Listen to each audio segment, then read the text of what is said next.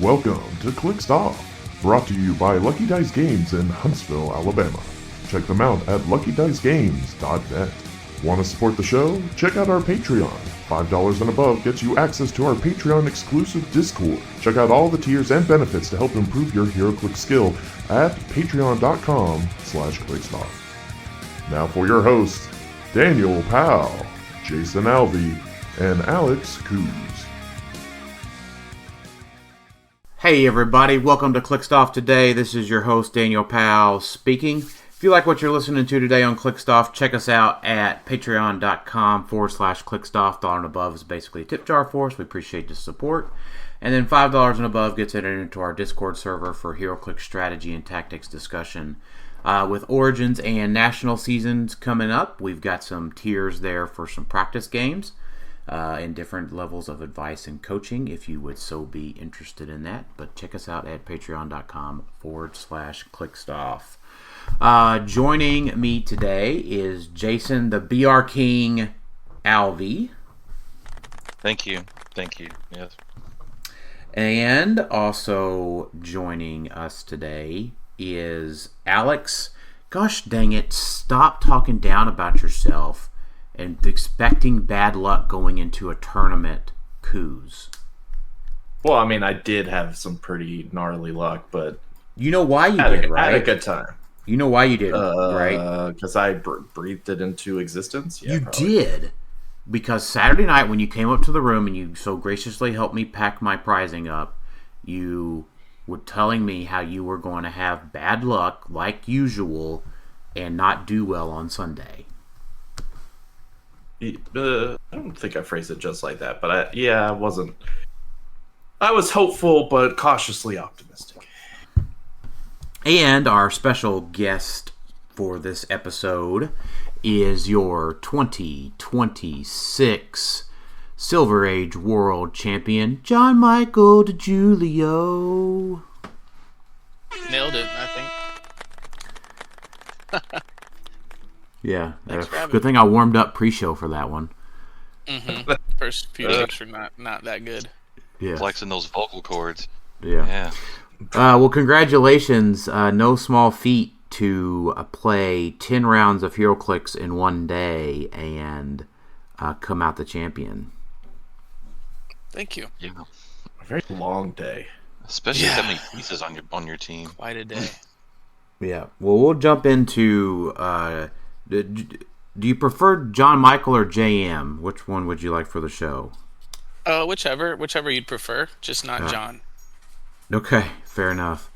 So we'll get into the JM's run a little bit later in the show, but we're going to talk about this once. We're going to get it out of the way, especially as a show that is sponsored by Lucky Dice Games.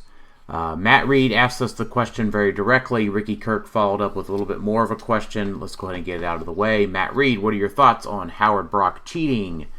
And then Ricky Kirk asks, why is there always controversy, cheating issues at major rock events? I wish it was a one-off incident, but going back through Facebook posts and H3 Realms posts for the past 15 years shows there is always an issue at major rock events. So I did a little research into Ricky's question. And Ricky, in asking his question, there are major things at almost every major Heroclix event of a world championship level. Focusing on the issues at just rock events would gloss over things like apex predators colluding, the judge DQing an entire table at Gen Con, the collusion issues between Adam and Scott over the past few years, the various judging questions and changes of ruling throughout an event. It happens. It's just part of what we have. The community is just now laser focused on it after Adepticon, which I think is a really good thing. Was there any? I don't recall anything last Rock Cup. No, well, there hasn't been anything. I don't think the past few years at Rock Cup because we've been burning up in like 90-degree heat. Well, you would think tempers would flare and there'd be a heightened risk of something happening, but yeah. Yeah. Well, everybody but was Rick- just too exhausted. He had heat exhaustion. They weren't able to muster the strength to cause any other problems. Yeah. So I mean, Ricky is a little exaggeratory here, I think. But yeah, I'm thinking 25 Rock Cup. There was nothing. And JM, feel free to chime in at any point if you remember I something would agree. from last I was year. there. I don't remember anything. Yeah, and then 24 was the last year at Lucky 24 Dice. was the year we played. Was the year we played in hell. Yeah, and In hell. Yeah, This, it was that hot. this time we played in Antarctica, so If you weren't there, it'd be like, yeah, Hey, 24 I'll there was take nothing. I Antarctica. don't think. Maybe if there was, it was so minor that it hasn't entered the the lexicon. I don't Well, remember anything, but the fact that Ricky mentioned that he looked back and it was on realms probably shows that he's obviously talking about the bigger ones we know before from years and years past, but I don't think anyone's been on realms talking about Rock Cup in the past couple of years anyway, because I don't know if anyone's really on realms to begin with at this point. So Not too much. there's some anymore. diehards still there. I can't even Yeah. physically be on Realms. I can't get my password back. that's fair. So, but to directly address the Howard question, here is the recollection of the events that, because I was sitting 2 tables away, and after talking to Howard and Jalen, Howard Brock and Jalen Major were both disqualified from the Scott Porter versus the World tournament after round 4, or during round 4. They were playing Null versus Null. They both generated 15-point figures and proceeded to sit there and not play the game and then roll off at the end, which was something that the judges had specifically cautioned people on before the event with that Facebook post. So Howard and Jalen were DQ'd. Additionally, during that round, there was another Null versus Null matchup of Ken Minton and Joaquin Holmes. They were seen playing their game. They, however, generated 15-point figures as well, both of them. And as far as I know, they were not DQ'd. Yeah, and to reiterate you mentioning that they made that announcement, Aaron made an announcement, I think it was after round 1, to remind everybody you have to play your game. You can't just call it a day and be like, hey, you want to just roll off and see who wins just for the heck of it and go somewhere. He made the announcement of play your game. I'm pretty confident it was right after the first round. Yep, I think so. So it wasn't as if, it was some April post from Rock. Everyone heard it after round 1. Correct. And yet it happened. Yeah, and yet it did happen. Agreed. So, and this is Wednesday, May 20th, so 3 days after the event. Howard has not publicly addressed this at this point. And Jason, I think you said it very succinctly and to the point. We do not agree with how Howard handled that round of play. I advised Howard as such right after the incident happened. The rules were very clear coming into the event about how to play your game, not collude on points, and I not only do I agree with the DQ and admonish what Howard did. I also, my understanding after talking to Jalen is that he felt coerced into that as well. Just that's his side of the story.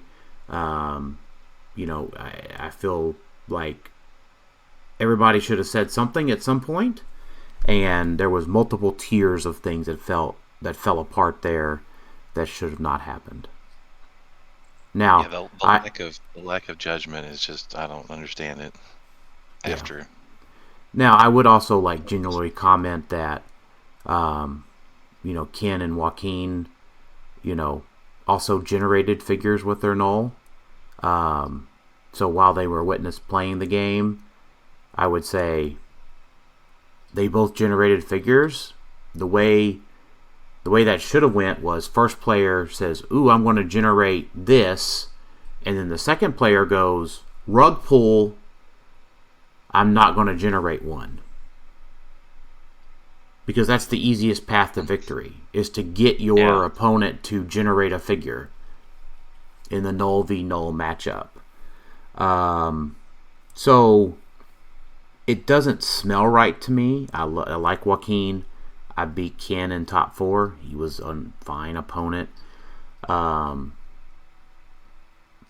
those things don't smell right either. So now, for my end, I would say a little bit of comic relief here. Alex and Jason and JM, y'all may not realize this. Kevin Nelson and I had a null versus null matchup in round 5 at table number 1, to which I requested one of the judges watch our game from greeting your opponent until he requested that we were able to take our 0-0 losses. So what was that after you said round 5 or round? It was during round 5. So that was after the DQ gate occurred. I made a judge watch nulls attacking each other for the better part of 25 minutes.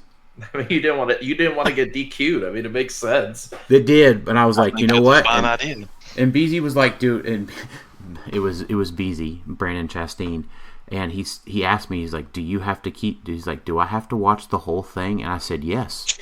If there's any chance y'all will accuse us of an appearance of impropriety, you have to watch every second of this game, and I'm not letting you get up. And then he finally allowed us to take our 0-0 losses. Yeah. I mean, so the thing is, Heroclix isn't the only game susceptible to this kind of stuff. Like, if you guys have ever played Magic or Lorcana, those type of games have drawing. You could go to a draw, right? Like we can with a 25. I mean, we don't draw. It's either double loss or you roll off and someone wins. But in these other games, you could draw. And so what happens in tournaments is you get the undefeated, say it's 4 rounds, and you have a 5th round to play. The top players can choose to intentionally draw, and they do not play their game. And they say, you know what? We have nothing to lose. Like, if we draw, we'll still make cut. So instead of playing our game, we're both agreeing to, we're just going to draw, take a 0-0 basically, and say we're going to draw the game, and then we could go do something for the round while everyone else has to play. And I've always hated intentional drawing. I think people should have to play their games, even if it's boring, because there are people below you fighting to get your spot. And so if you're already just sitting there like, well, I'm just going to take this to 15-15 and we roll off and then leave for 50 minutes, that feels a little unfair for everybody else that didn't pull well. Like, I just don't like that concept. And Heroclix has it a little better because they introduced the 0-0 double loss, so that helps that. But it's a similar concept. It's super common in TCGs. Like that's. Oh yeah. Like pretty much every TCG does that competitively. And it's annoying. It's yeah, so I mean, I TCGs they also I don't allow care for it either. And TCGs also allow for prize splitting. That's also pretty common among like the top 4 sort of thing, just to like finish out the day. But I mean, Heroclix is not like that. What happened in general with the null versus null matchups that didn't go to 0-0, was something that we admonish and do not support. Now, at the end of the day, it's not ours to judge what the outcome of that is for, Howard or Jalen or anybody. The judges made that ruling. We're not the judges of the event. We're not here. We're not event runners ourselves. That's not for us to call for action. We're not pitchfork raisers when it comes to people. We're pitchfork raisers when it comes to like, really bad HeroClix, but that's a different thing. It does kind of set a decent precedent, though, right, from the judge staff that they would be willing to DQ Howard Brock in that scenario. Yeah. Yes. Like, it gives you, like, it should give, I feel like The Rock had a relatively rough weekend, but that should give people that want to attend at least a little bit of confidence that, like, if Howard's not above reproach for, like, to the level of DQ, then you should feel confident that they're going to see it evenly and fairly, at least. Yeah, if the man that owns it can be DQ'd, anybody can be DQ'd for impropriety. Right. Yeah. Agreed. And I think people are like asking for like more. They're asking for some kind of punishment on top of that. I don't know who has the power or right to met that out, if anyone does. But it's definitely not us. Yeah, I mean, a DQ in a tournament this big when you probably had a really good shot of winning it because you pulled Noel anyway. I mean, that's still pretty. Like, that is punishment. I mean, that's pretty punishing anyway. But I think people are asking, they're thinking there should be something beyond that. Well, I'm not saying that I agree with it or not, but a lot of people want the world to burn. So they want to see they want public lashes in the town square or something. Exactly, they want to see the public flogging, right? And that's not ours to decide. No, definitely not for me to decide. There's not a public court of appeals when it comes to HeroClix. Yeah, I took it purely as they got DQ'd. Okay, rightly so. Just move on. Like, yeah, agreed. It happens. But since we're on the subject, let's we got the whole weekend to talk about a little bit. But this is probably a pretty good segue, at least, to talk about Scott Porter versus the World. The fearmongers or the whistleblowers or whatever you want to call it before the event were correct. During the Scott Porter versus the World event, there were 9 nulls pulled, and none of those 9 nulls were defeated in a traditional manner during the entire event. So if we just banned Nolan, none of this would have happened. And that's the crazy thing though. Like, out of all the chases, and you have to throw out some of the numbers because I know some people pulled the Sinister Syndicate Venom, got rid of them. Old Man Venom, I know some people pulled and were like, no, that's not good enough. But like, Null was by far the highest chase pulled and played. By far, right? By far. Yeah, like, next was Carnage, God of Symbiotes, I think at 5. Yeah. Yeah, there were 5. There were 5 Venomized Phoenix Forces. There was like 3 Clintars, 2 Old Man Logan, 2 Old Man Venoms, which I know, like I mentioned, our teammate Nick, I think, pulled one in his first booster. Yeah, and then Mulligan, and then Mulligan into a Poison Thanos. Poison Thanos, yeah. Which there were 4 of those played. But it's just insane that I'm pretty confident Null was the most pulled, which is the worst case scenario. Yeah. And it's entirely foreseeable. And there was one of the nulls as well that did play the Spider Boy that comes with it. So I know in that null versus null matchup, he was able to kill the Spider Boy. So that was one of the only outliers in the data.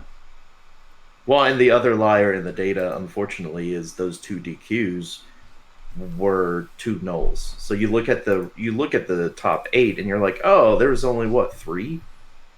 3 in the top 8? No, 3. Yeah, 3. Yeah. Ken, you, and Anthony. But if you look at number 9 and like number 12, 13, 14, those were more nulls.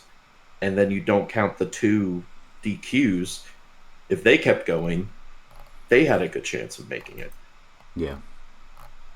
So I did not pull a chase. I got Anti-Venom, which I thought was really good. So I had a good shot, but I did play against a bunch of chases. Loki chase, Phoenix Force, and I felt like in each match I had a chance. Even against Poison Thanos, I felt like I had a chance. but I felt like I probably didn't have as much of a chance against Null. Did they play Loki at full? No, he actually played him in middle. But even at full, yeah. I think I would have been okay because I KO'd him. Yeah, I think he's probably better at middle than full. But you probably had the only piece that would enable you to feel like that without having a chase, right? I think Common Spider-Man was probably the MVP, the one that makes it where you cannot remove action tokens unless you're clearing. That guy, if you had him, and he's a common, helped significantly because a lot of these chases they're all power cosmic, right? Or cosmic energies. They're all getting rid of their action tokens most of the time. So being able to tie them up and make it where you have to take a turn to clear gave a little bit of it gave me life against Poison Thanos for sure. Yeah, that makes sense. So He's just good. Oh yeah, and he deals through and he gives tokens. Every attack he makes, he's dishing them out. So I think if take away Null, I know the argument is Carnage God of Symbiotes is up there. Sure. But I think they are more tolerable. We saw Gore do really well. The rare Gore. We saw Hybrid do pretty well, right? Third for Hybrid. Yeah, Seth. Yeah, so I think if we had banned Null, I think it would have been fine. I think you'd have sure, there'd be mostly chases up in the top 8, but you're going to have exactly what we have here. We had saw two non-chase teams make top 8. Yeah, there was two. So there was Miguel Gonzalez, who got 7th, and Jeremy C., who got 8th. Miguel had Poison Doom, and Jeremy had a Gore. Yeah. Two things that were similar between their teams, they both had Venom Axes. So I'm sure being able to hit one character and deal the damage to another character helped out a whole bunch. Yeah. Because Miguel had 2 Empowers, which I'm sure helped out a bunch. Especially with so much shape change in the set. And playing so many games with this set, it did make me realize, excluding the chases, WizKids actually did a pretty solid job with commons through super rares balancing things out. Like you had your ranged attackers, which most of your ranged attackers only had a 4 range, which means the symbiote trait, that means you can't shoot within 4, it completely cancels that out. That means you can't even range shoot at all. And it was annoying because I was the common Spider-Man, right? Like he could range hit. I couldn't shoot any of his pieces. Like I sat there and looked at it and thought, that's kind of a cool design. Like you feel it. You feel that kind of design of that's effective within. That was super annoying BRs too. I'm sure. Yeah. JM, what did you pull? I didn't play you, so what did you pull in the sealed? I pulled 2 rares, and I thought a long time about mulliganing, and then I just heard how many nulls were in the field, and I was like, no, never mind. This is just what I'm playing. But I had Poison Spider-Man, Spider-Man 2, Spider-Boy, and Rex, and then maybe one. Oh, and then the Venom that has combat reflexes and super senses top dial. I think maybe it's MJ Venom. Yeah, the one with the gold stripes. Yeah, her. Yep. So my team was really simple and it was fine. I think Spider-Boy really impressed me. I could imagine a scenario where, on a map like the Tangle, if you have Null and Spider-Boy, you actually could generate Spider-Boy and never actually die to Null. Well, you can't generate Spider-Boy. That's the problem. Yeah, I'm sorry, not generate. You could, elect to play Spider-Boy, and if you are playing on the Tangle, if you're smart, I don't think Null ever hit Spider-Boy. Yeah, so the problem is that, at least for that event, because Spider-Boy comes in the Null booster, and you look at it 3 or 4 times, and you're like, man, this is awful tempting. The problem is that they don't theme together, and of course Null by himself themes, so he can just say, elect to go second, most likely, right, and pick map. And then if Spider Boy just had improved movement characters, you would be able to get your prob. But ultimately, that was the decision for me. Makes sense. Yeah, that makes a lot of sense. I didn't need the Spider Boy because I had 5 probs a game. Sure. With the charity probs. Yeah. So, but now, like, if this same example, when, I'm not going to say if, when my team pulls the null brick the Friday at Origins, it does make a whole lot of sense there to play the Spider Boy with the null, because you don't have a charity prob and you're unlikely in an ABC configuration to run into the other null. If your team pulls null in that event, man, the 2026 is your year, Daniel. My year, yes. Yeah, so... The fact that you got null with 0 mulligans. Firstly, well, you ruined the question, Alex. Somebody was going to ask that. Charles Constant asked, how many times did Dan have to mulligan to get null? The answer was 0. I sat down to a couple of buddies, Brian Smith and Keith Barnett, who Keith runs events up in Indianapolis, and I said, thank you guys for being my sacrifices today so that I can get null. And they passed out 2 boosters to Brian, 2 boosters to me, 2 boosters to Keith. My first booster, I cracked it open, saw the baggie and saw the Spider Boy, and knew instantly that I had pulled the null. I thought it was incredibly ironic that all the people I've talked to about banning null, the ones that were like, nah, let it ride, it's all about luck, are the ones who pulled null in this event. You, Anthony Barnstable, and Howard were the 3 I've talked to about this, and like, no. And Anthony was like, either let them all in or ban all the chases. But you and Howard were like, just let it ride. It's all about luck. We'll all get the null. And I'm like, okay, well, all right then. Fair point. Manifest your destiny, right? I guess. Yeah. Yeah. I mean, it was fine. It was fine. Yeah. And congratulations on your win, Daniel. Yes. Yeah, thank you all. Congrats. So I'm looking forward to my Spider or win. my Thunderbolts factory set during the pre-release window. That's good. Yeah, no, and that's the set. That should be the August set right before Worlds, so I don't have to like rush for anything for Worlds. Probably, hopefully. Yeah, that's awesome. You'll get to enjoy it for a year. Seems awful quick for that to come out if Gotham's not coming out till July. I thought it was coming out in June. It's July. Or is it June? July. It's currently slated for July, but you mentioned Venom at Origins. I'd be willing to bet it's probably Gotham, wouldn't you? I doubt it, but I mean, it could be. We don't know yet. I'm just assuming it's. If it's an early July, and they're like that's a pre-release week, like if Origins would be a pre-release week for it, I could see them being like, "Yeah, we got some Gotham for you guys." It would That'd make be sense. awesome.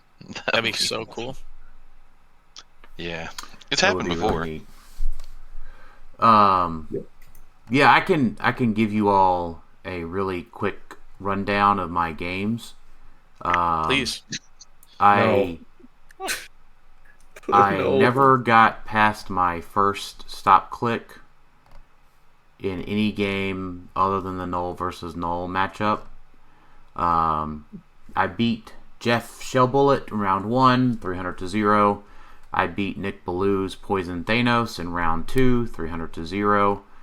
I beat Clay Wood's Meridius Mob in round 3, 300-0. I beat John Burgess Poison Doom Pack, 300-0. I took my 0-0 loss like a man with Kevin Nelson in round 5, 0-0. Brian Perez played the Carnage God of Symbiotes, but in top 8. He also played it with a Clintar Symbiote, though. So, it took me 4 turns to kill the Clintar Symbiote because he rolled Shape Change 4 turns in a row. But after that, I knew that top 8 was over. Ken Mitten, we had to play our game for about 25 minutes, at which point the judges graciously allowed us to roll off I won the roll-off 7-6. And then in finals, I beat Isaac's Carnage Goddess Symbiote's OMA by just playing and rolling and beating it up. Eventually, he won't roll a 1 or 2. So, that's it. That's a 8-round championship run to win a 128-player sealed event. I feel like kudos to you and Kevin for playing through it. You gotta feel bad for Kevin a bit, because it was purely almost like it was basically luck of the draw, right? Because you won all of your matches, but all of your opponents played a 300-point team. Kevin had 2 opponents that played 290 because that's all they could play.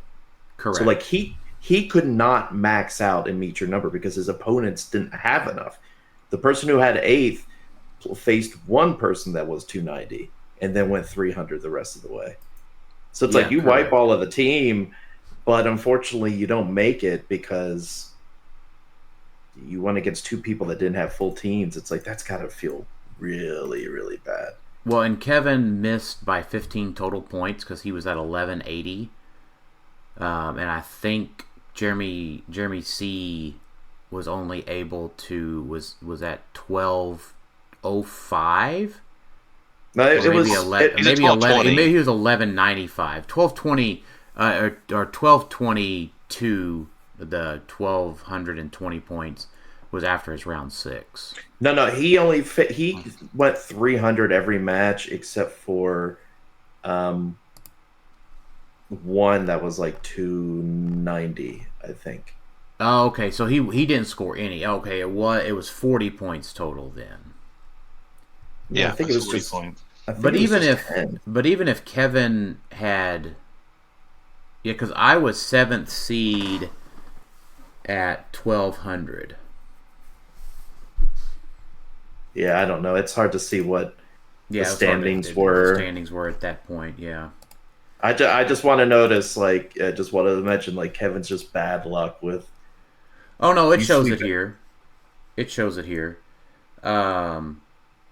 Yes. So at the end of round 5, Isaac AB had 1195. Kevin had 1180. So if Kevin had faced the full builds, he would have knocked Isaac out by 5 points. So yeah, Kevin facing those 2 under builds cost him the tournament.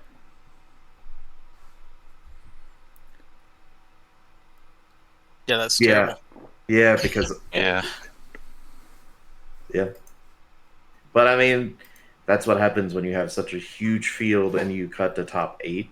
I know they prized out to 16 and 32 or something, right? Or 64? And 64 was a quote participation prize. Was if you were in basically the top half of the. Yeah, but I mean, you got so many players, so it's that's unfortunate because if you, and that just shows if you didn't sweep every single game and have 300 points, you were not guaranteed to even make top cut. Yeah. And so that, I don't know, maybe that should be taken back and looked at, and maybe be like, is there a way to time it differently? Because the other problem was, as you know, Dan, very well, this was the same day as the dinner. And so your last game was rushed because they were trying to get people out and get everything set up for the auction and dinner and whatnot. I would say, someone posted a picture, John Hafford posted a picture of the dinner line going by the table. Yeah. And to be clear, I had no idea the line was there. I was watching your game, really? Daniel, I was watching your game, and then the line formed, and I somehow ended up in it. And so I turned around. I'm like, I guess I'm eating dinner now. I had no idea the line was there. My plan for the final match was I had to just attack the Carnage Goddess symbiotes as many times as possible to keep it from going to a roll-off. Yeah. You guys that were was going... It was like speed chess watching you guys play. Yeah. And then once I got the Carnage to his past his first stop click, he was not going to be able to heal back up because he didn't have an invincible anymore. Yeah. So, eventually he stopped rolling the ones or twos. Yeah, I think what they just need to do next year, if they go back to the same place, is just know that top 4 is not going to happen in that main room, and just move it out to the side area, so that way they could just play it while everything else is being set up. Don't worry about it, because there was enough time for you guys to play and then come eat. Like, they stopped BRs, so they should have just took it out in the lobby. Well, I think that was the other thing. They weren't supposed to have stopped BRs. I was out there when Howard came out to tell them, and I don't know if it was miscommunication, but the judges thought Howard was saying stop BRs, and I think Howard kind of said stop playing them. But yeah, they came out and told us at the table, hey, 4:45, we're cutting it off. Like, yeah, and then we waited 3 hours until dinner. So I think that was a mistake, because I know I heard Porter later say, why did we stop BRs? We could have kept playing until dinner, and it would have been fine. So next year, I don't think they'll do the same thing. I think BRs will keep going until dinner time or right before the auction, and you'll get an extra couple hours. But I think if we have the same amount of people as next year, which I think this was the biggest Scott Porter versus the World we've had, it probably needs to be top 16. Because otherwise, if it's the same type of thing of just, if you don't win every single game 300 points, that just feels like, why play? If no one has not why play, but like, that's such a bad feeling of I have to win and crush every single game. That's a monstrous hill to try to climb. I agree with unless that. Unless you have null. Yeah, at least how this panned out, though. Let's look at that top 16 real quick. 7 would have faced 9, which means I would have had a roll-off versus Kevin Nelson. 1 would have faced 16, so Anthony would have had to face Devin Graham's null. But Devin was the one that played it with the Spider Boy. So Anthony would have spent 45 to 55 minutes chasing down a Spider Boy. And then Ken Mitten would have had to face Robert Williams, so he would have advanced because he was playing Symbiote Squad. And then the Carnage God of Symbiotes would have had to face the other Carnage God of Symbiotes. So top 8 would have looked a little bit different, but because the Nulls, oddly enough, would have had to all play each other almost, except for one of them. Yeah. Either way, I do think it was a really fun event. It was. And it did move quickly, as opposed to the event that JM won. It felt like Saturday. I remember getting through all the rounds, looking at the clock, and I'm like, oh, it's only like 1. Yeah. Like, it feels early. But I know Sunday, it felt, when I looked at the clock, I'm like, man, it's already like 4 or 3:30. Mm-hmm. And it was just, Sunday took so long. Well, I'm here. I'm back home Sunday, and I lay down in bed with the wife, and I'm texting. I'm like, so who won the tournament? And Daniel's like, were they still streaming? And I'm like, what? And I turn on the stream, and JM and Ant are fixing to start their game. And it's like 10:30 at night. I'm like, what the hell is going on? Yeah, y'all wrapped up at like midnight. Because I got home at about 9 o'clock, unboxed my brick that I bought, got everything kind of unpacked, and was just kind of winding down. And I'm like, well, surely they won by now, right? Surely somebody has won by now. And I'm like, I log onto the stream, and I'm like, no, JM is facing Ant. I think it was even later last year. Like, I think Isaac and I's game ended after 1, or like I definitely didn't get into my car until after 1. So did you drive back home? improvement. I did, yeah. I had to because I had no expectation of being in the finals last year, like whatsoever. I just bringing a fun Kang team, but then so I was like, yeah, I'll have the car to you by Monday or like whenever I told her I would, and then it's like, you know, 12 at night, and I still don't have the car back. So yeah, I just had to bite the bullet and do it. Why is it taking so long to get through all that? So Sunday went significantly slower, and I don't think it's not just a staff thing. I don't think it. I think it is partially. Like I feel like they could have been more yelling at people to get their scores in. I don't feel like I heard them at all telling people, "Hey, you didn't put in your scores," because I assume a lot of it probably was players as well, just not. You got to wait for everyone to put in their scores and accept them. So I think it was the last day, and I'm sure the staff was tired after a long week, and they probably could have been pushing it a little bit more, but players should also have been, dedicated to game over, tally score, put it in, go, and then gab and talk about the match. So. Well, let's Those are the days. let's talk a little bit about Sunday, kind of what we played while we have JM here, and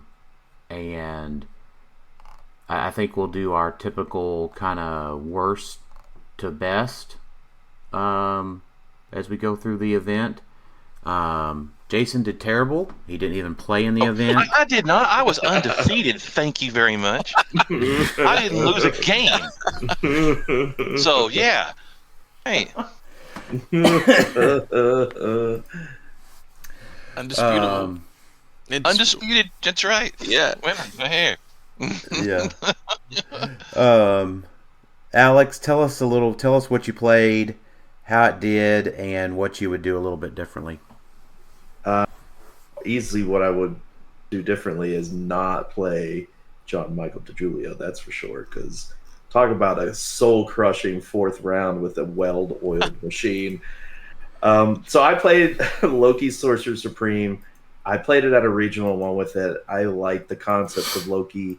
I still think the team's fine. I probably would make some changes to it.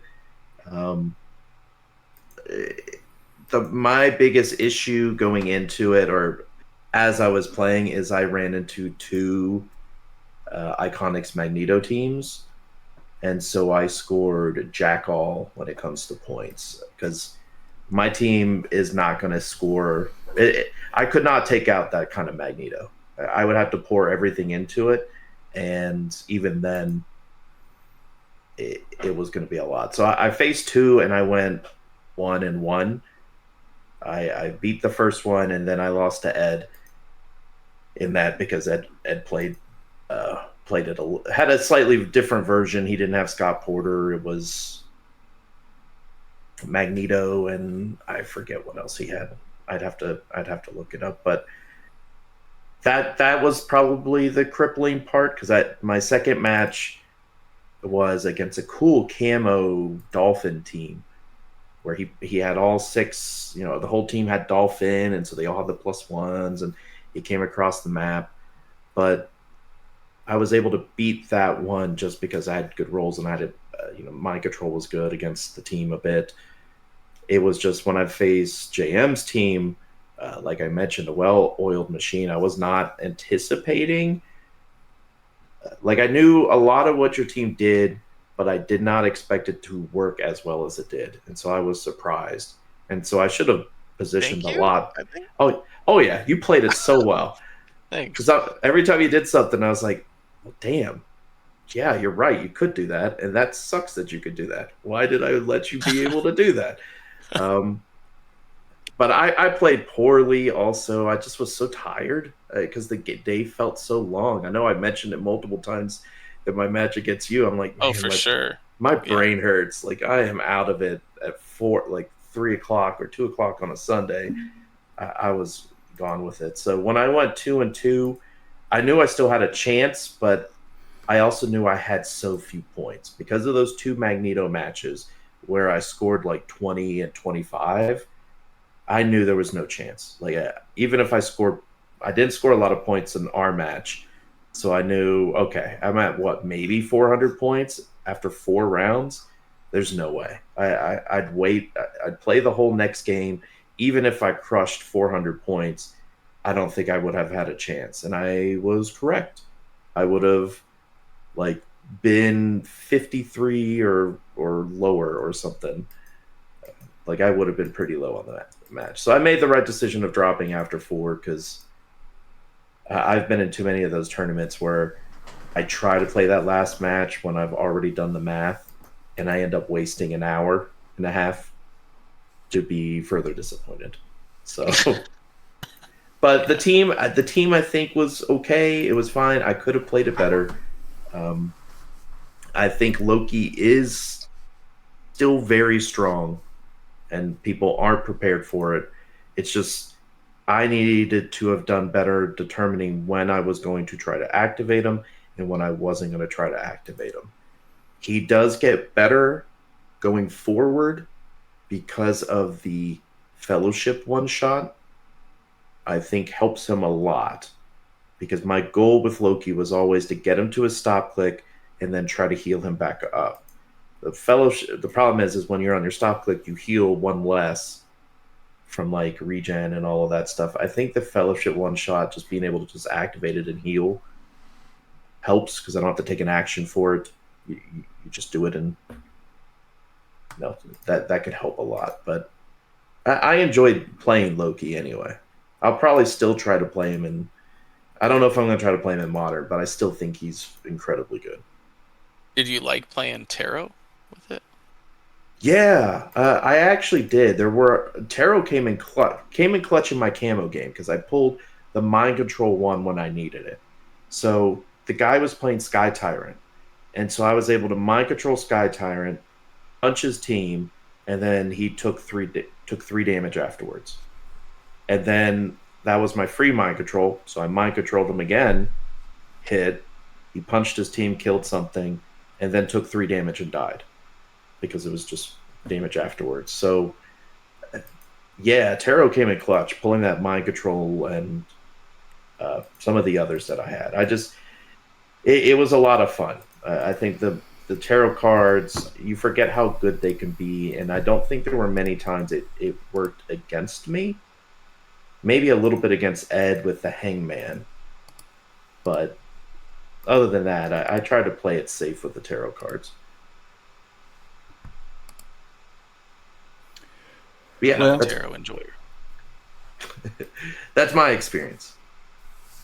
So me, I played Null with the Infinity Gauntlet on him. I'm looking at my team real quick because I kind of forgot. I ended up 18th. That's cool. I didn't really realize that. I played Null with the Pick a Power Infinity Gauntlet, Black Skull MOE, Mephisto with Red Wing on him, and I always chose the Team Up card, Groot, and the WWE ring. So I did get a question here on this one, which I appreciate. Always, it was from Jason Lavendera. Would love to hear some insight on Daniel's team. How is it supposed to work, and what you might change? So for me, I realized pretty quickly that the team is supposed to work. That you mastermind to Mephisto. Mephisto sends it to a Pog or back to Null, the damage, and the team just never dies. Perfect, right? Except, I didn't really think about the fact that Null has to leave at some point to go kill something, and he has a really hard time getting all the way back on big maps. So it worked really well. I went 4-1. So I beat a Loki team. I beat a couple of one team with the Bloodstone I beat, the other team I lost to with the Bloodstone.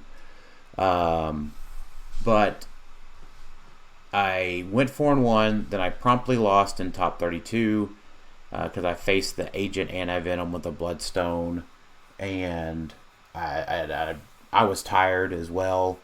I knew my team wasn't working as well. I worked as well as I hoped.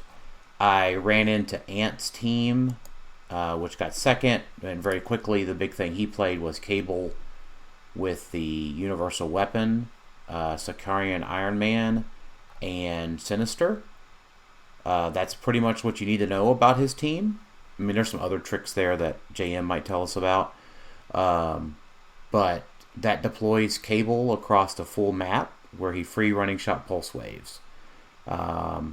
My major miss there was, oh yeah, Cable running shot pulse waving is probably the best thing that can happen, or the best piece in a world without Beetlejuice.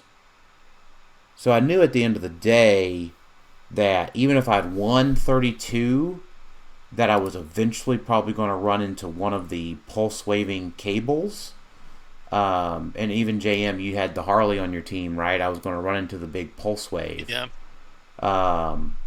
And I was like, I just was like, okay, I'm done, right? Like, even if I go into another round, the prizing really didn't dictate it. And I was like, yeah, I'm just probably not going to succeed here, right? Even if I got to finals, I'm going to run into probably the Cable, right? And just get eat alive. So now, quickly, what I would change on my team, and I think if you look at the event standings and you look at Mike Escu's team, my next version of it will be a mix of that. I really did like playing Nolan Silver. I really did like playing the Infinity Gauntlet, and I really like picking WWE powers. Slingshot is amazing. He played Null with DJ Doom, Butterfly, and Daredevil to sneak on the Destroyer to Null. But that requires making the Maker, which I think also gives up 30 points. The Maker's 30, because he's pretty much easy cannon fodder.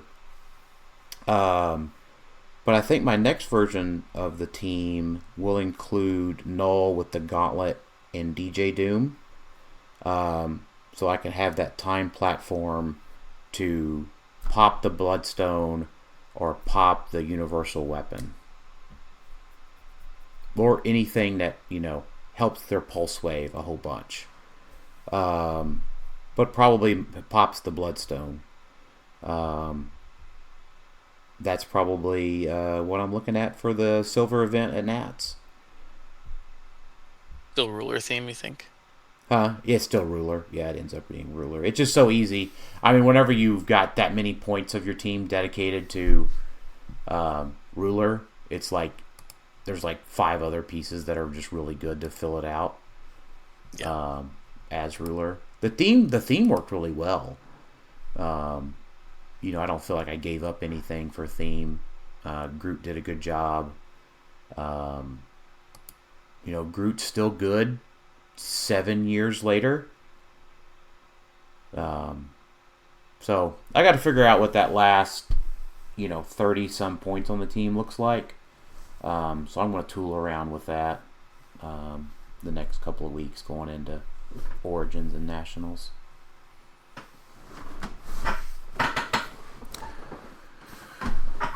So, yeah.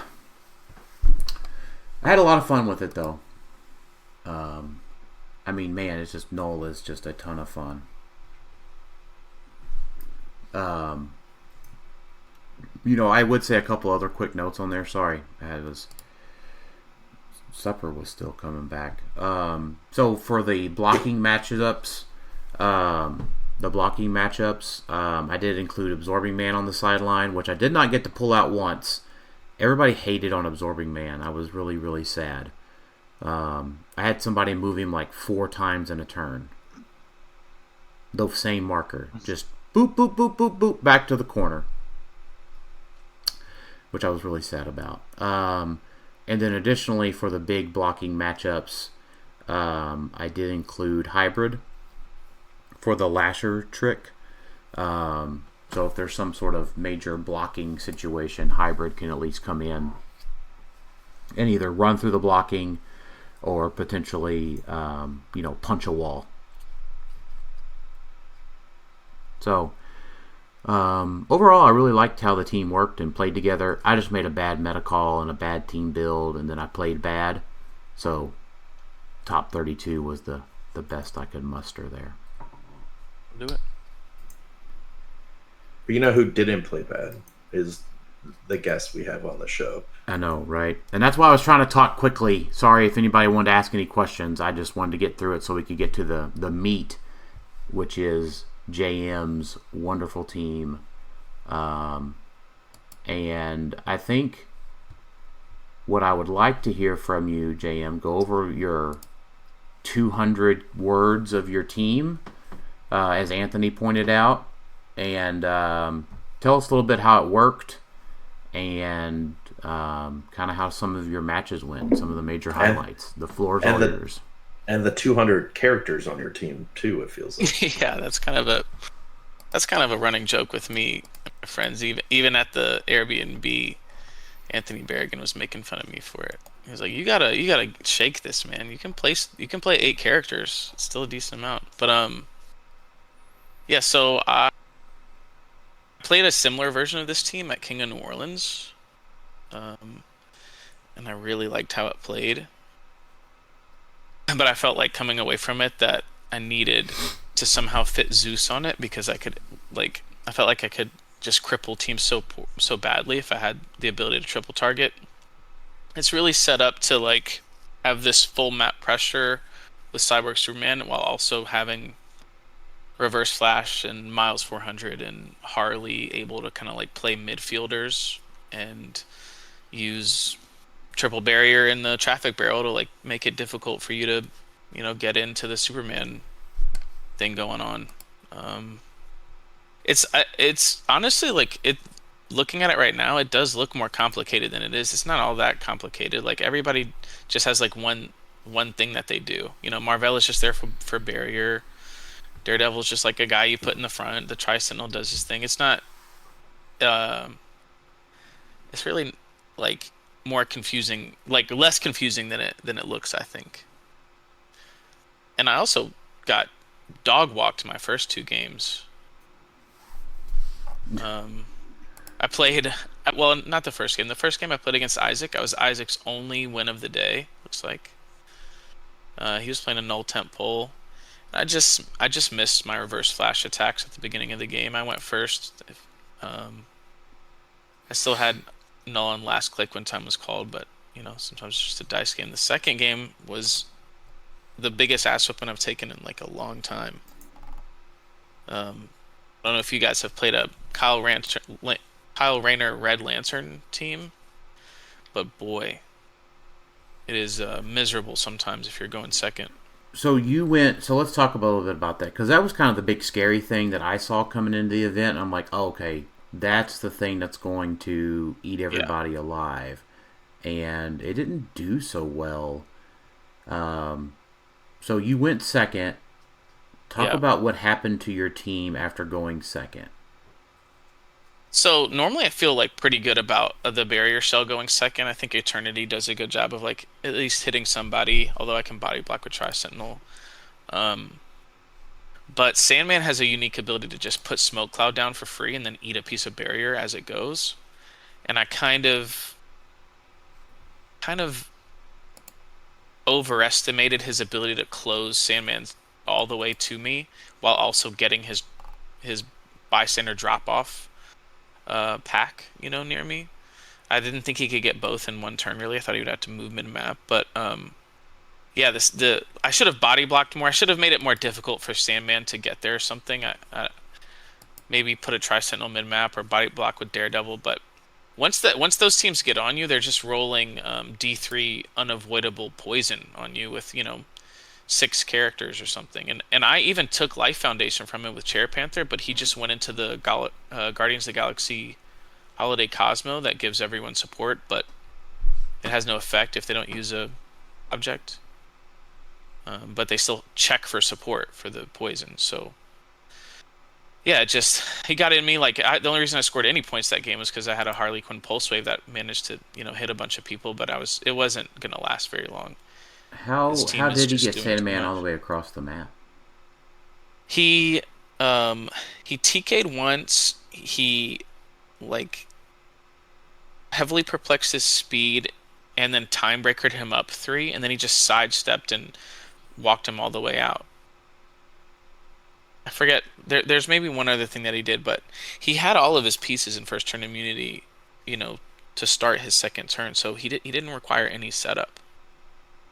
It was a tough It looks team. like he's got a spin ring to help. So there's a TK, the butterfly. He's got the time breaker, obviously. Did you say you guys were on a bigger map or a smaller map? Yeah, we played on Panther Fieldhouse. Okay.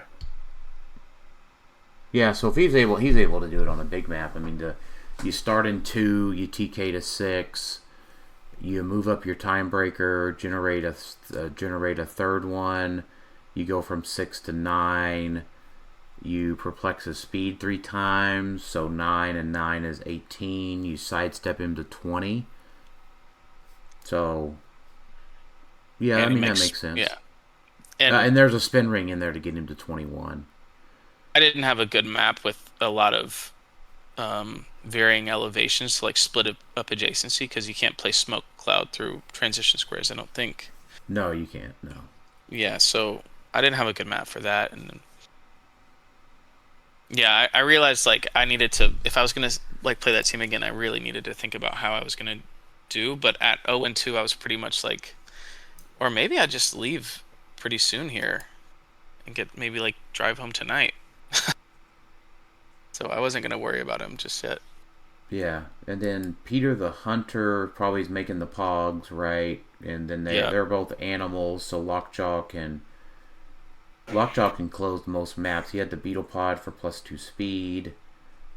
He was making Sinestro Core Scott Porters. Sorry, I'm trying to pull up Peter the Hunter here, but it's like... Yeah, he was using Mysterio to make clones of Mysterio as well.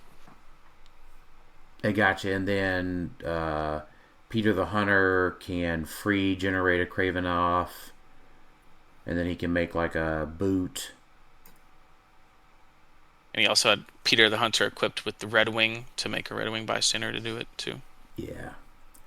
The keyword, the keywords carrying over to the character that generated them is awful busted. It's really, yeah. Because that was my deal too. I was making a Black Skull and a Red Wing that would have the Masters of Evil keyword, so it means you can mastermind to them with Iron Inquisitor's ability. So yeah, it gets abused a lot. So you went 0-2, thinking about driving back home, and then we see a big change here. Yeah, my third opponent had a very similar team as my first opponent, but he didn't have a way to get Sandman across the map. So he still did, however, get most of his team across the map and to attack a bunch of my pieces, but he also didn't have a way to give his team poison without the Life Foundation ability. Like, he had no way to give global support to his team, is what I'm trying to say. So I knew I was safe from the poison if I just survived like turn and I had Harley alive and Cyborg alive. I felt like I was just gonna probably do enough AoE damage to his team, because it relies on KOing a bunch of your pieces, and if it can't do enough of that, then it's relatively squishy, especially if you have an ability to hit multiple people at once. But he was a really great opponent. I don't know if I'll have ever played Darren, but I really enjoy playing against him, and he's really smart player. Yeah, Darren's great. He's he makes his way out here to us several times a year, because he's from California. So yeah. Right, yeah. Oh, he's playing the Iron Spider. I love it. Yeah, his team is really cool. Yeah. And then, well, we heard And what then you I did played round Alex 4. Coos. Yeah. I'm a loser. It looks like J Major gave you a pretty good run for your money. Oh, he definitely did. He definitely did. Yeah. I burned through his ultimate Hulk. Like he had already, because of the black flash damage combined with the Harley damage from reverse flash, but then after that, Immortal Hulk just like went on a rampage. My team. And I think he had just given up too many points with Blackheart and maybe like 2 guards. But yeah, he did. He absolutely did. I think his Walking Woods were actually like kind of terrorizing my backline for more of the game than I should have allowed. Groot is indeed still good. Yeah. I like him a lot. Keep going. Yeah. That was my first time playing J Major, and he afterwards was like, well, today you were the better JM. He's a cool guy. So then in Top Cut, I played Jacob Head, he was playing, it's like a pretty, standard monster team, but with Eternity on it. Everybody's favorite monster. And I think we talked about this after the game, but I think where he won the initiative role and chose to go onto Doom Castle because he wanted the map bonus, and I think we talked about him just choosing to go first or pick up Atlantis Throne Room or something where he doesn't need to close the gap as much. He didn't read Super Rare Harley's card, did he? I guess not. I mean, afterwards he was like, oh yeah, I know what that piece does. I don't know why I did this. I'm just, kind of accustomed to liking to go into Doom's Castle. And I remember clicking on him earlier, and I think he had a lot of success there. So he was comfortable with the strategy there, I think. Yeah. But yeah, it was tough for him. I will say that of all the pieces I faced, Egan Rack was like one of the better pieces to help defend against the Cyborg Superman because I couldn't use like Spectral Ring against him or anything. Yeah, his team just kind of struggled to close the gap on a big map after the Cyborg attack.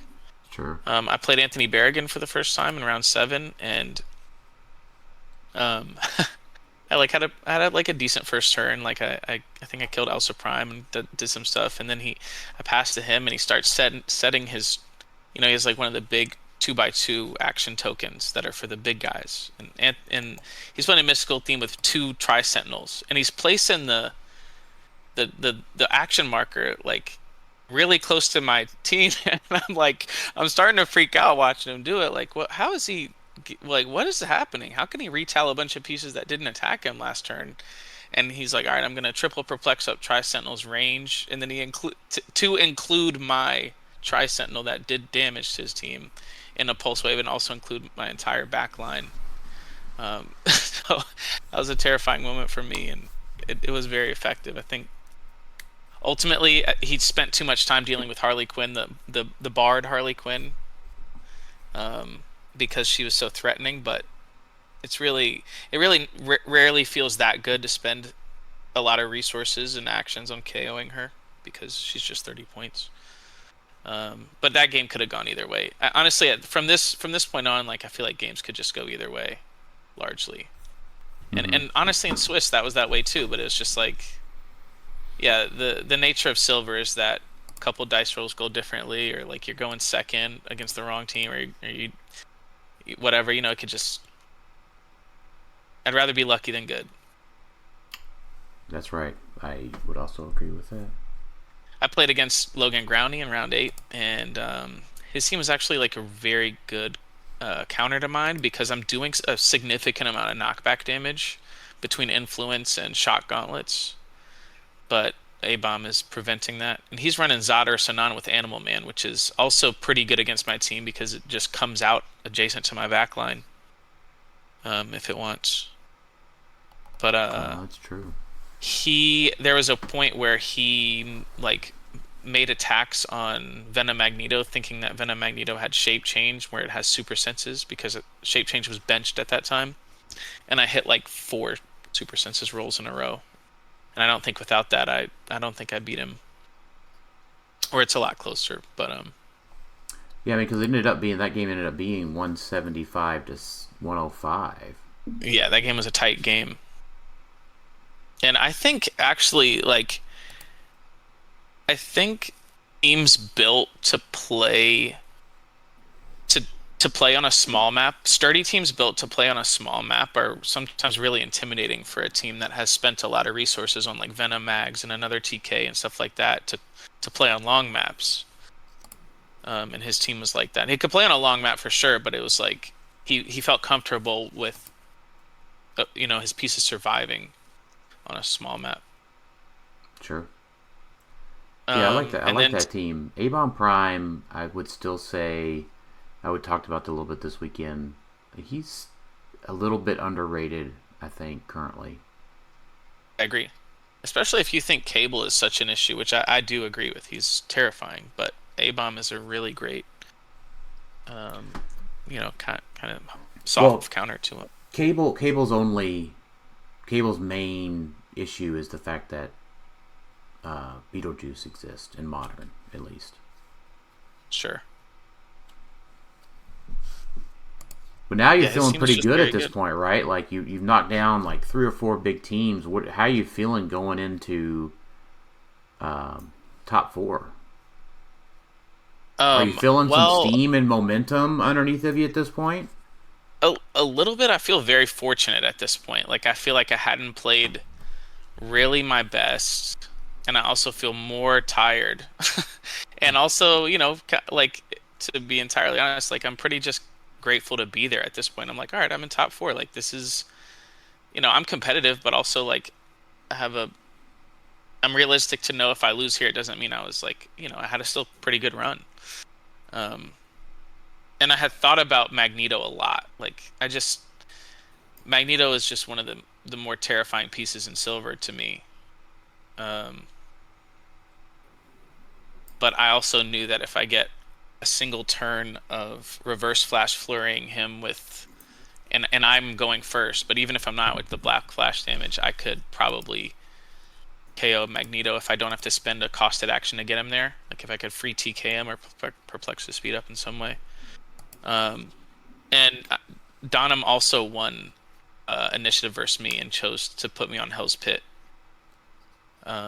Which afterwards he like fully admitted he shouldn't have done, but he was just kind of used to doing that. It was a successful strategy for him throughout his like long time playing Magneto. And I managed to KO his Scott Porter and his Groot and all his Walking Woods with my Cyborg Superman and just kind of harass him a little bit with Daredevil and Tri-Sentinel. And I knew he had to take out Tri-Sentinel. Like Magneto just can't allow the Tri-Sentinel to be on the board, especially if I have Bloodstone, because it's just a matter of time until he pings Magneto to death. But I have Jericho Drum specifically on my team for Magneto. That is why I have that sideline element. Yeah, that was very effective against me, and I wasn't I wasn't expecting it. Yeah, and it made me respect Jericho Drum more than ever. Like I think it's much better than advertised. It's just harder in Modern because Modern is more close attacks. I feel like than just range. But with Eternity being so popular, it may be a better counter to that, just to shut down Eternity for a turn or two, to have to get rid of Jericho Drum. Yeah, it also stops like flight and improve movement blocking and stuff like that too. Yeah, it definitely slowed me down when you threw that on Loki. I was like, oh no. Yeah, it's a good tempo play, like yeah. Ultimately I did get a big swing on Reverse Flash. I hit both attacks on Magneto, and if Reverse Flash hits both attacks on a character that can't reduce pen, he's going to do 3 pen, and then 4 total unavoidable. So it's pretty hard to survive through that. Because then you hit the Blood Axe as well, right? Yes. Yeah. Yeah, because he just has Impervious. Oh, wow, that's right. I forget that Magneto doesn't have any stop clicks. Or special powers. The special powers is huge. Because because that just stops the Halt Mutant. Did you just one turn the Magneto? I think I pinged it once with Tri-Sentinel, or maybe twice, but I did. It was 10 damage in one action from Reverse Flash total. That's a thing that happens. Yep. It was, yeah. It was fun. It was satisfying. I had thought about Magneto a lot and knew what my like path to victory was there. So to see it happen was really nice. Sure. And then I played in the finals. So here's my question that I had for you in the finals. It was all on D-Generations X stream, but I saw Ant-Man go second. Did he win initiative or did you win initiative? No, I won initiative this time. Okay. Can I ask you, based on I played Ant, and how do you feel like the game would have went differently if he had went first? And what I'm kind of looking for you to talk about is your barrier setup and your Plastic Man. Because you haven't mentioned Plastic Man at all to this point, and he's your restricted piece. So I'm kind of wanting you to explore a little bit in what happens if you would have went second. What would you have done differently with your barrier and your Plastic Man to slow down Cable coming in on your team? I think I would have... I probably put him on Panther Fieldhouse, I think. I think I put Daredevil and Tri-Sentinel in front of the barrier with Plastic Man like within range to be able to hit the square in front of Tri-Sentinel and then kind of barrier around my backline like that. And maybe just like give him Marvella and like a time breaker or something, like some of the pieces that get the barrier off. Harley too, maybe, like if I have to, the Notorious Harley, just because she's no longer helping me if I'm going second, other than to use the barrier one time. I feel confident that on a long map I can, if someone just crosses and kills some stuff but not Miles, Reverse Flash, and Harley, basically Barley Quinn, like I feel pretty confident that my return attack is really powerful and I can pick the right targets to jeopardize their offense enough. But also Ant is like an incredible player, and I would just expect to lose some stuff and hit a key piece with Jericho Drum. Yeah. One thing about Jericho Drum too is it happens in the middle of an action. Like it's not after resolution. So if somebody's flurrying you or, making multiple range attacks, somehow you can put it on them after one KO. But yeah, I also saw that Ant didn't have an improved movement blocking piece. So I knew that my barrier would, I would have to put it 2 rows deep so that he couldn't super strength pick something up. But I felt pretty confident that I could do that and protect the right pieces. Yeah, he picked phasing. That was his play. Makes sense. Yeah, he picked phasing with Saki, and of course Saki has a cajillion movement. Yeah. Yeah.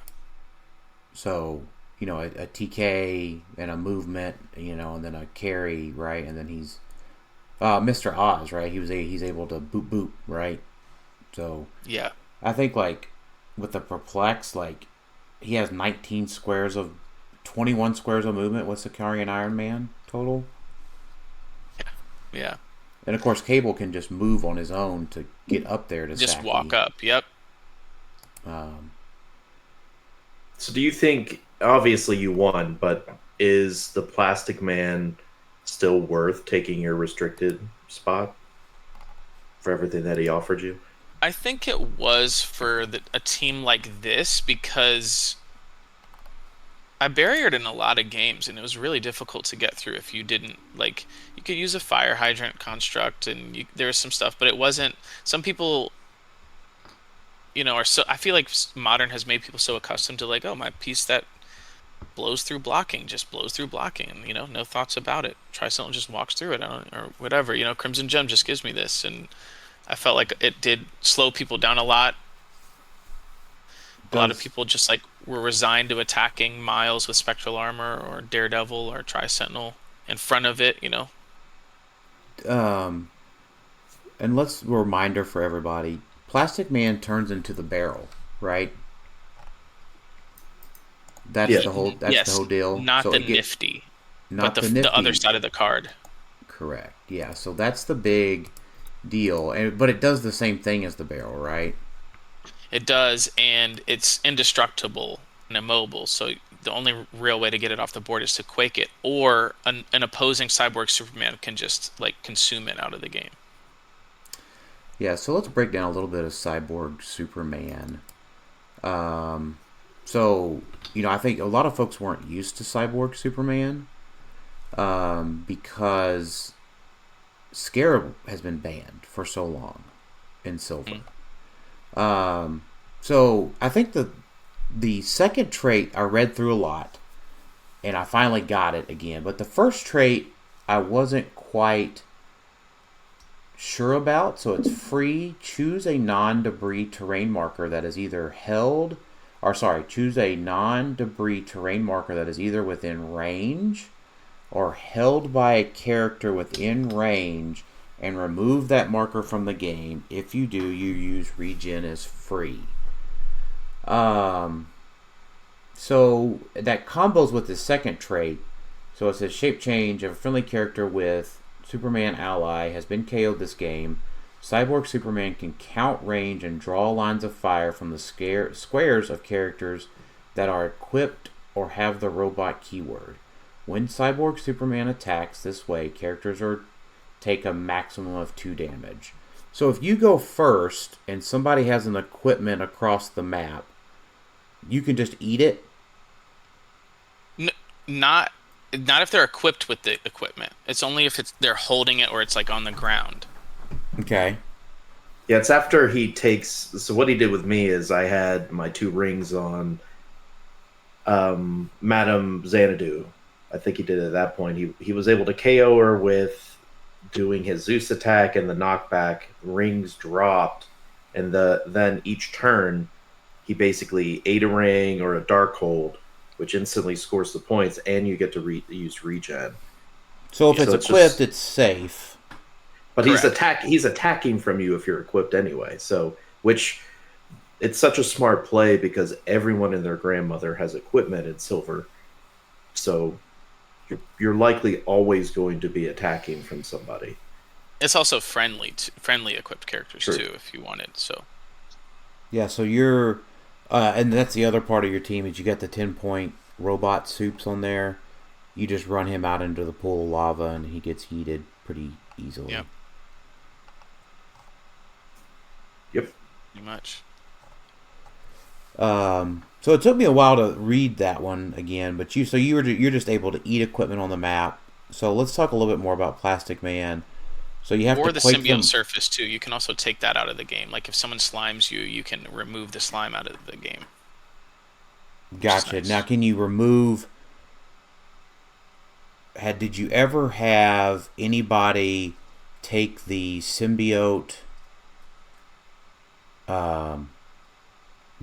The main marker. I'm trying not to use the naughty words. Yeah, the symbiote surface. Can they splooge over top of Plastic Man and take away his effect? I think they can. I'm pretty sure. But So one nice thing about the Plastic Man is when Plastic Man's on the sideline, he can be given a free action to move the barrel 1 square.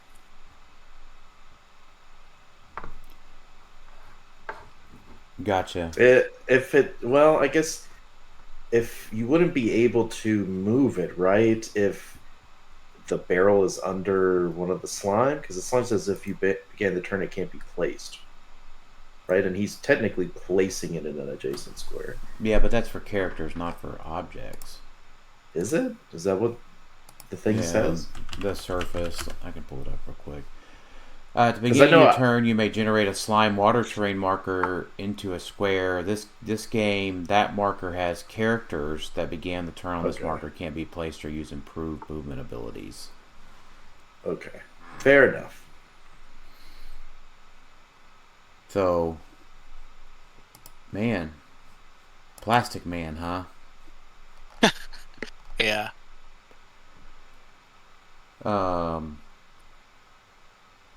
Regardless of if it's immobile. Yeah, it wouldn't matter, Alex, even if it didn't say characters. Plastic Man says that he can move it even if it's immobile. Yeah, but slime doesn't have anything to do with immobile. If it didn't say characters and it allowed everything, then it would have to stick because it just says you can't be placed. But because it says characters specifically, the special object is not a character, so you're safe either way. Quake. The all-powerful Quake. It can get rid of any. It can get rid of all kinds of terrain markers, but it can only splash in the water. Yeah. Yep. So if the object is destroyed, what happens to Plastic Man?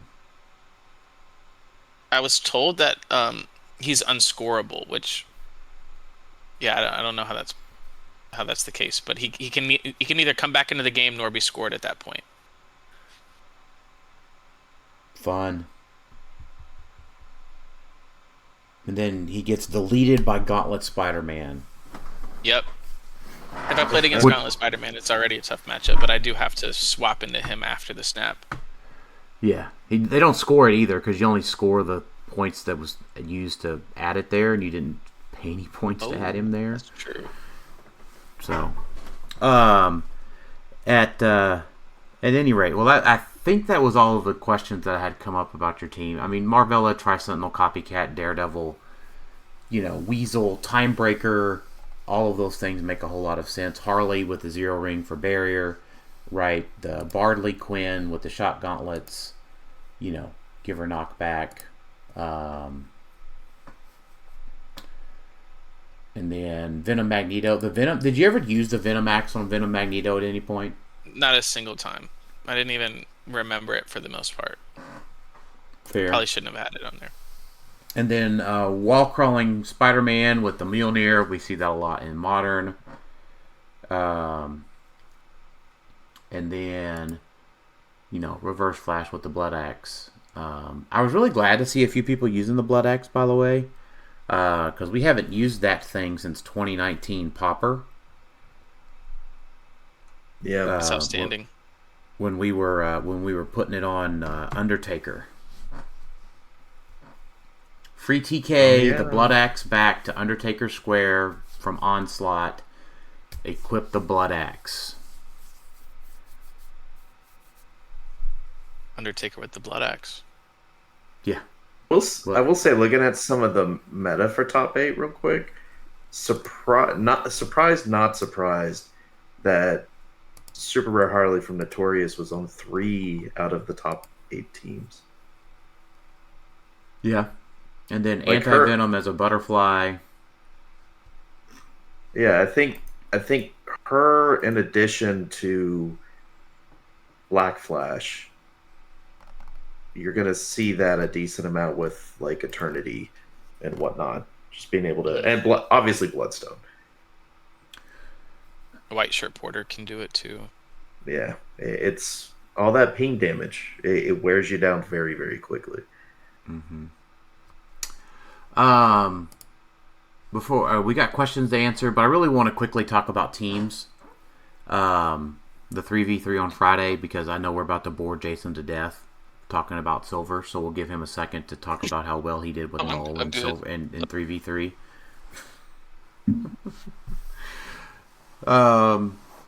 We miscut. Jason, Nick, and I played in 3v3. We miscut. We got top 16, which means that we got the map and the Pog, though. So that was the score. Alex, how did your team do? What did you guys play? Jason played Null, Nick played Phoenix Thor, and I played Darkseid. How nice of you to give up Null, Jason. If you hadn't given up Null, Daniel would have played Null the whole weekend.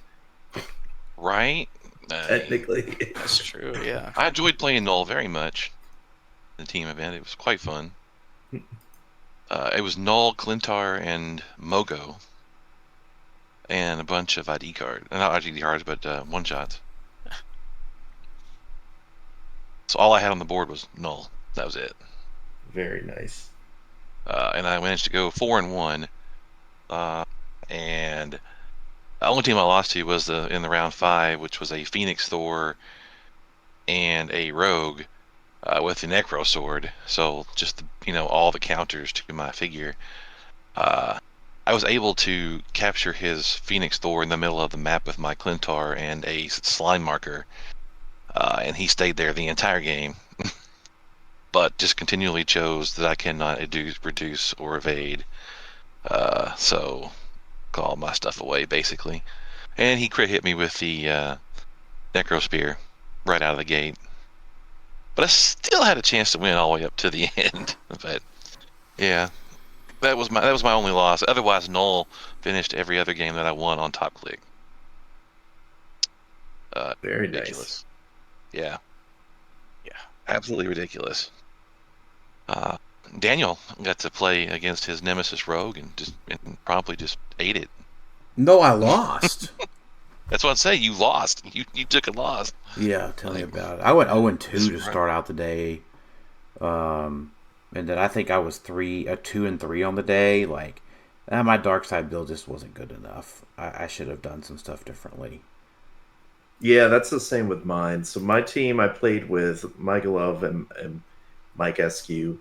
We just missed cut. We were 17th on the day. A lot of that had to do with me. I ended up going 1-4. The team was okay. I played an Eternity team with... I really still love Eternity with Arena Cap and throw. I played Galactus also and just locked up the arena. And then when I had everything where I wanted it, I realized I had enough points for a Rogue. So I just threw Prime Rogue on there because why not? I lost first round to the winners. I lost to Luke Scheffenacker with his crazy team. He made me respect Hydra a little bit more because I forget you can drop the move with Hydra. I didn't realize this because I haven't played him yet. I played Hydra yet. I didn't realize the first move you do is put Hydra on a scaffolding and make him fall and remove 2 of his heads. Yep. I did not realize that was a thing because when I looked at it, I always thought, well, he's got invulnerable, so it's not going to do anything. But the whole head removing thing is when he's dealt damage, not when he takes damage. Yeah. So you just remove 2 heads, so that way you can free regen and go up to 7 heads. I just haven't played the figure, so I didn't realize that's what you do. He was a very bad matchup for me because Hidari just doesn't care about the arena, because she's going to deal 3 damage anyway. So as long as she hits, which she did because she had Pulse Wave, she was just going to give my whole team 3 damage. And so that was a crushing blow. Micah played Spirit of Vengeance team, and Mike Eskew played Null. And so I played Matt Donham round 2. I almost beat his team. I lost. It was a very, very close game, I think. I think it was like 20-point difference, I think. 200 to 230 was the difference there.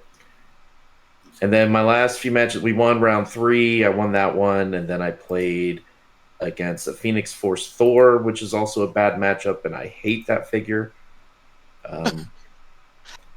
Because it's just the whole... all game, I'm going to say you can't reduce or heal. And then it's just, okay, well, I can't do anything against you, I guess. Because I just couldn't. It was another bad matchup for me. I just didn't prepare for that, I guess. And then the last game, I played against a dark side. And I only lost by like 20 points. I had some bad luck there. I had multiple shots on dark side, and I just could not whittle him down. Rogue just missed constantly. So I let the team down because Micah and Mike were both 3-2, and I was just the 1-4, and so that was we were close, but we were off by 1 win. JM, how did y'all do in teams? Didn't Alex? Didn't you have your Galactus and your baby harness too? Yes, I did. I did wear a baby Bjorn type thing or a baby harness to carry it around, and it actually worked really well. So if I ever play Galactus again, when I play Venom Galactus, I'm gonna put that bad boy in another baby harness because it was much easier to carry around. It was quite cute. It was very funny. Yes, it worked very well. JM, how did y'all's the team event go? We finished, I think, 6th. I think our first loss was to 4 points. Yeah, Steve played. I played with Steve Bumbera and Logan Growney. Steve played an Avengers theme, but he was doing. He had used a bunch of mystical pieces like Hydra and Nico and Al Jordan and Kushala together. And the neat trick about his team was he was using Kushala to KO people and flip back over the Nico one-shots, which would make the Hydra live even longer. I played a Starro team, a ruler roster. I also played Carnage God, and my goal was to make a Jersey Devil every game. I got it for the games. If you've never played against Carnage God, that piece makes a ton of symbiotes over the course of a game. Played Doctor Doom with the Serpent Crown.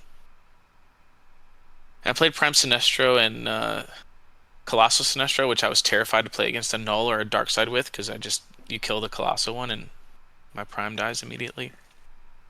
But I went 4-2 personally. Logan went 4-2. Steve went 2-4. We got just absolutely crushed in Top Cut. Top Cut was round 6, right? Or no? Yes, Yeah, yes, that's correct. Yeah. Mm-hmm. Yeah, we got just crushed. Played against the Phoenix Force Thor team, Connor Vernado. He's a great player, and I won initiative. And after having thought about it, I was like, I know my team doesn't have that much damage output, really. I was like, I guess I just put him on an outdoor map and just kind of fight him. And I still said, I was like, I'll go first, just because I wanted one turn of healing Starro at least, and that was a mistake. It was like the 3rd round, and I'm shooting out walls with Starro, and I'm like, I'm pretty sure I'm losing this game if this is how I have to maneuver this map. And sure enough, I did. One bad thing about Sinestro is he makes it harder to break down walls if you don't have improved movement blocking. Can't like bump up your damage to do it or something. But yeah, we had fun. It was like weirdly, we all laughed about how relieved we were that the other two got their asses kicked, because then we didn't feel so bad about just losing so badly. Yeah, it was a fun time. I love that event. The round that you go out that all 3 team members lose. Yeah, lose real bad. Exactly, yeah. So that way you can't blame anybody, or no one can say, well, I won my game. And I'm totally blaming y'all. I carried y'all's ass all the way up and down that. You did. I'm not afraid to admit that. I don't know. It was bad. I think that's my favorite event of the weekend. I really love that event. I was about to say the same thing. I think it's I like 3v3 events anyway. I just like that format. But with it being like it was still modern, even though it was Highlander modern between teams. It was just fun to build around because I don't know how you guys did it, but I assume all of us had group chats that you would send teams and be like, no, you get this one, I'll get this piece, you get this. Yeah, which it's fun optimizing with the different teams like that. Yes, and being like, okay, let's talk maps now. Who's getting Brock's Bunker? You get it? Okay, that's fine. I'll get Ancient Labyrinth called instead. Brock's Bunker, Alex. Major Brock's Bunker. Sorry, Jay. But yeah, I loved that aspect of it. It's so fun. Yeah, it was fun. I enjoyed the 3v3. Did y'all get to play against Nathan Fuenmayor's brute team. I think that was the Yeah, he's the one. He's the rogue that Daniel. Yeah, he's the lost rogue to that I Shane. lost to. Yeah. Dude, that team was mean. He was getting a full map poison with Eternity through the map that you couldn't reduce because of Sandman. That's pretty gross. Because Atrocitus and Dexstar lets you poison from your range and line of fire if you're Red Lantern core keyword. Yeah, very, very, very aware of that. Yeah. Sorry, dude. Yeah, my bad. Yeah, it's fine. Yeah, that's crazy. That's Yeah, it sucked because I'm like Darkseid. This whole thing, like he reduces pin damage, right? Like, and then Sandman was just like, nah, you can't reduce it. So like in that game, like I KO'd Eternity, I KO'd, and then like his Sandman just kept rolling out. Like my Kanto just dies really quickly, and like I'm trying to make the Pog, I'm trying to kill Sandman, I'm trying to kill Rogue. Like, I'm dual targeting. Like, I'm doing all the things that I'm supposed to. And, like, Sandman's rolling out. I'm, like, missing Rogue. And, like, she's healing back up. And I'm like, oh, my gosh. This is just... It just went down the hill. It just went downhill for me. And I'm like... What I really thought was, boy, I should have just made Jason play Darkseid. And I should have played Null. Because Jason's over there like... They couldn't hit my 22, and I had 2 planets, and I regened all the way up from the bottom to the top, and I'm like, yeah. I was getting slammed like 14 for 6 and 7 over there in that same game, and just like shrugging it off like it was ridiculous. Like, you're probably one of the few players, Daniel, that would be like completely content to play the same figure in every event of the weekend. Well, yeah, of course. I hope, I kind of wish that they would do a similar event at Worlds. Like, I already know we have teams sealed, but maybe one of those earlier days. Just not enough days. That's the problem. We need like a whole week to get all this in. Yeah, I'd be down for this being a Thursday event or something, man. I think it's cool. Like, yeah, it's a blast. Well, let's roll through some questions here. Joe Harrison asked, does JM regret not playing 048 Ghost Rider? Negative. Nope. No. I will let you know, Joe, that I don't know who won Worlds last year, because the first place winner of the event this year saved the entire top cut by running to McDonald's and getting us all food. Mm-hmm. Joe, you got to step up your game. You have to run and get us all food. Now, of course, we were throwing money at JM like he was dancing on a pole. Well, that wouldn't have been a problem. Joe was spending a small fortune at the auction, so. That's true. Dude, he was. And then Riza Azul, should Butterfly be restricted? Yeah, of course. Yeah. Yep. There's a few other things that probably need to go on the restricted list at this point, and a few things that probably should come off the restricted list. Mm-hmm. Ooh, but let's talk about that. So, actually, that was a question from Jack Smith. Prime Spider-Man and Masters of Evil should be unrestricted. Yeah. They should have. I agree. Yep. Prime Spider-Man is not the big bad that he used to be, I don't think. Not without his Necro Sword. Ben Groenhide. Prime does. What's that? I just think he's like the benchmark of like what an 80-point offensive Prime looks like. Yeah.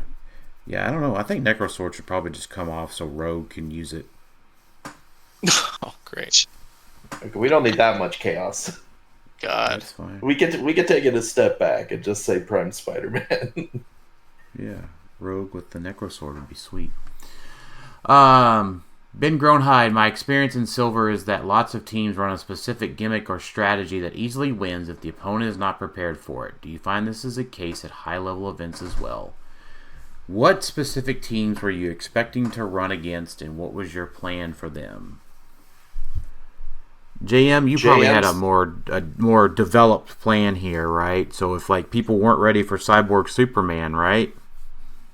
Yeah, I Everybody mean, I wasn't. think that's kind of like I don't too often play something that I feel like the field is very prepared against. But yeah, I mean, I I don't know that my team like it did. The Cyborg Superman was definitely a specific gimmick or strategy, but then I just kind of filled it out with what I thought were the best cheap attackers that I had available, which was like Bardley and Miles and Reverse Flash. But I think for the most part, people I think it's kind of what you said, Dan. That it's people just haven't been used to the Scarab like thing in a minute. Yeah. And yeah, I mean, it's not. Most people knew what my team was going to do when I sat across from them. They were pretty, like expected whenever they were getting energy exploded. I thought. What specific teams were I expected to run against? I thought for sure I was going to see a Magneto. Like I knew I was going to see a Magneto and a Null at different points. I was more concerned with Magneto than Null just because of the amount of AoE damage he can do. Right. Yeah, and just team good stuff. Like I think Ant's team was like a really great example of just team good stuff. With Cable and Mr. Oz on a long map is just really Butterfly. I knew Butterfly was going to be everywhere, but you just kind of live with it. Mm-hmm. Yeah, for my opinion, for what Ben's question specifically, I don't know if people run a specific gimmick or strategy because they think it's easy wins if the opponent's not prepared. I think people run specific gimmick or strategy because they think it will handle most of the field, even if their opponent knows about it. So it's like you mentioned, JM. Like, I know I'm going against a Temple Magneto. I know I'm going against a Null. I know Eternity's probably out there somewhere. Like I know the Black Flash trick with Eternity is out there. So maybe I want to prepare to take a Bloodstone or two. I think people just pick a specific gimmick or strategy that they think is cool or fun to play that they think is going to have success. And that's why I chose Loki, even though I wasn't that successful with it. When I was building with Loki, I saw that almost everyone and their grandma had a special power. And so that's when I said, okay, how fun would it be if no one did? And it was pretty fun, even if it wasn't that successful. It was fun being like, okay, cool. Not everyone has special powers, but I'd still run into camo, which was another one I expected. A lot of camo. Yeah, that's another big one. Yep. Yeah, that was another one because I know his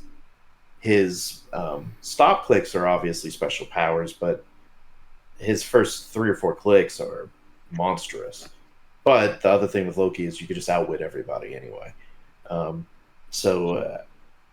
think it's people in Silver. There's a lot of variety. Like if you look at top 8, there's not a lot of similar figures outside of some of your support figures like Copycat or Timebreakers, right? Like you don't have consistent pieces across all of these teams, which is a good thing. That shows like a healthy meta of there's a lot of variety and you could win with a lot of different teams. Right. Yeah. I'm going to come back to Joseph Alger's question here. Michael Kornichuk, we answered his first question really well. How do you feel like you handled the mental strain over the 10 rounds? Was there something that you did to prepare yourself this year? And JM, maybe if you don't mind sharing how old you are with everybody, and do you think youth plays a factor into that these days?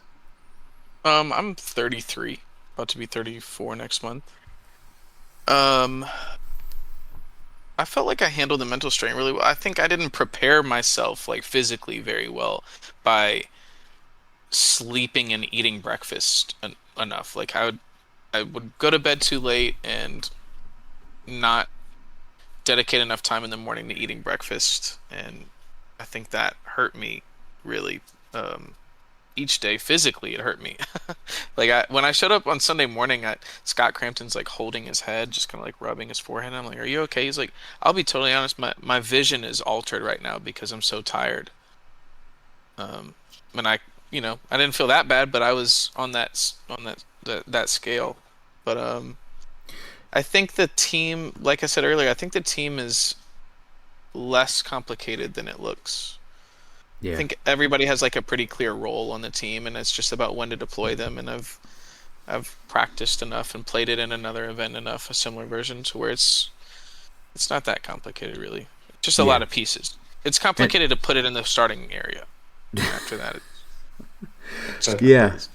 If I'd like to see your team placement on the D&D map, the Ancient Labyrinth. The Ancient Labyrinth. Yeah, Logan Groundy put me on that in practice, and I was on row 3 for sure. Yeah, that's hilarious. That is, I would say, to go with the mental strain part, I think that would be one of the negatives I felt about the whole weekend, and there's no alternative to it, is the fact that every tournament started at the same time early in the morning.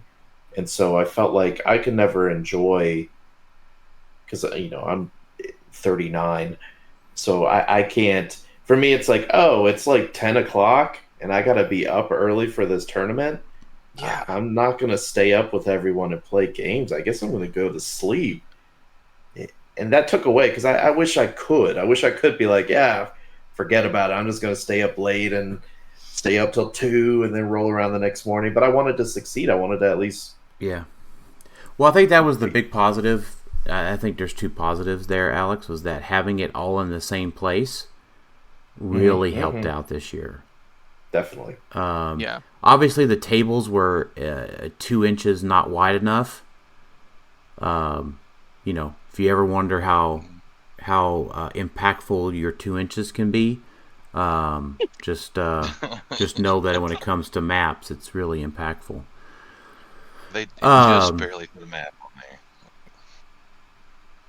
And I think that's the other reason. Like, in general, like the reason I liked switching to the Airbnb for Worlds was I'm not tempted to stay up till 2 a.m. anymore. Yeah, that makes sense. So, Sable's question, Sable Win asked, was there any pieces that didn't make the cut on your team? I was originally going to go with Guardians of the Galaxy Holiday Nebula and Colossal Carnage, just to give me a retowel and also to give Guardians on the team, and it's like a cheap offensive figure and the same price range as Miles 400 Spider-Man, but I really liked the mobility of Miles. Like, as good as that Nebula is for the point cost, the reach that Miles has to be able to complement Reverse Flash on a given turn just kind of stood out to me. And if I added another 2x2 on my team, like I don't want to carry around another 2x2, to be honest. I understand that mentality. Yeah. Want to get you a baby carrier. I gotta get a baby basket. And then I'd say, what were the we talked about Null, Mark Wright. What were the biggest surprise teams from the tournament? I don't know, probably your team, JM, was.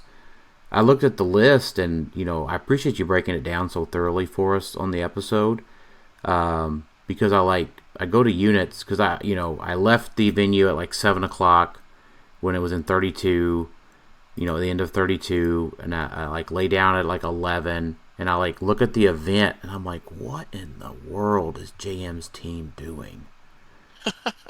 It's much easier to understand when it's demolishing you in person. Yeah. So I agree, and I saw once Ant-Man went second, and I looked at Cyborg Superman, and then like you energy exploded the shit out of his team like right out of the gate, and and I'm like, oh, okay. Well, JM should have this in the bag. I don't think it was quite as close as everybody may have thought on stream. But you had a pretty good alpha strike on his team. Yeah, for sure. Yeah, it also just hit. If he that game's probably very different if he rolls the senses on Mr. Oz. Like if everything is the same, but he rolls the senses on Mr. Oz, it's probably really different because he can really deploy because of that piece. Yeah. And then Steve, go ahead, Alex. I was gonna say it just shows a little bit of how strong equipment removal is in Silver Age, I think. Like, because your team is good about you kill and then you just remove from the map and score. But one of the ways to not really slow down your team, but at least give yourself a chance, is if you take the Bloodstone. Absolutely. So if you don't have to worry about your Harley and then your eventual Prime reverse flash running up and triggering reverse black flash, it helps with all those ping damages, like because you're also going against a decent amount of eternities that are triggering it as well. Mm-hmm. So being able to steal equipment, while isn't a silver bullet, it helps soften the blow, and it isn't just your team that you want to do that at. So absolutely. Yeah, against Ant's team, you'd love to take the universal weapon from him, Yeah. Because he could blow you up, too. I mean, his team is terrifying. Oh, yeah. That's why when I built the team, I initially thought I was going to go to Robot Doom every time, right? Mm-hmm.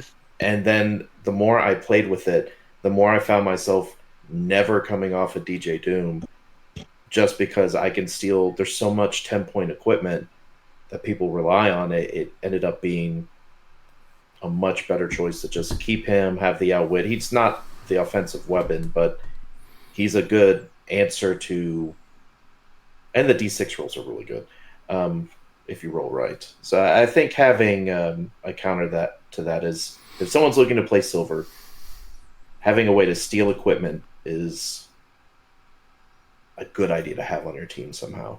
Mm-hmm. Which we're getting some more in Gotham. So a lot. Yep. Yeah. So fun times.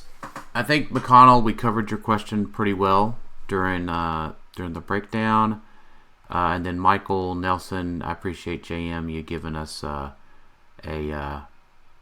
good mental, how you reset mentally throughout the day. And then Anthony has a really long question. I think can't be right. Well, I think we can do this pretty quickly. We're right at 2 hours, so we're good. What should be added to the restricted list? This is a rapid fire questions for everybody. What should be added to the restricted list? Butterfly.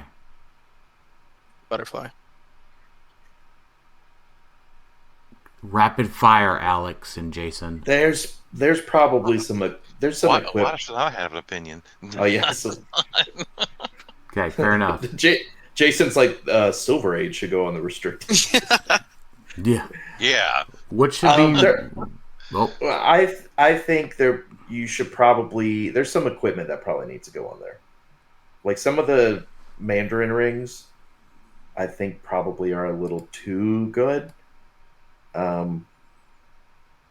I would want to say Bloodstone, but I almost feel like it's necessary for some teams. But Bloodstone's kind of creeping up there.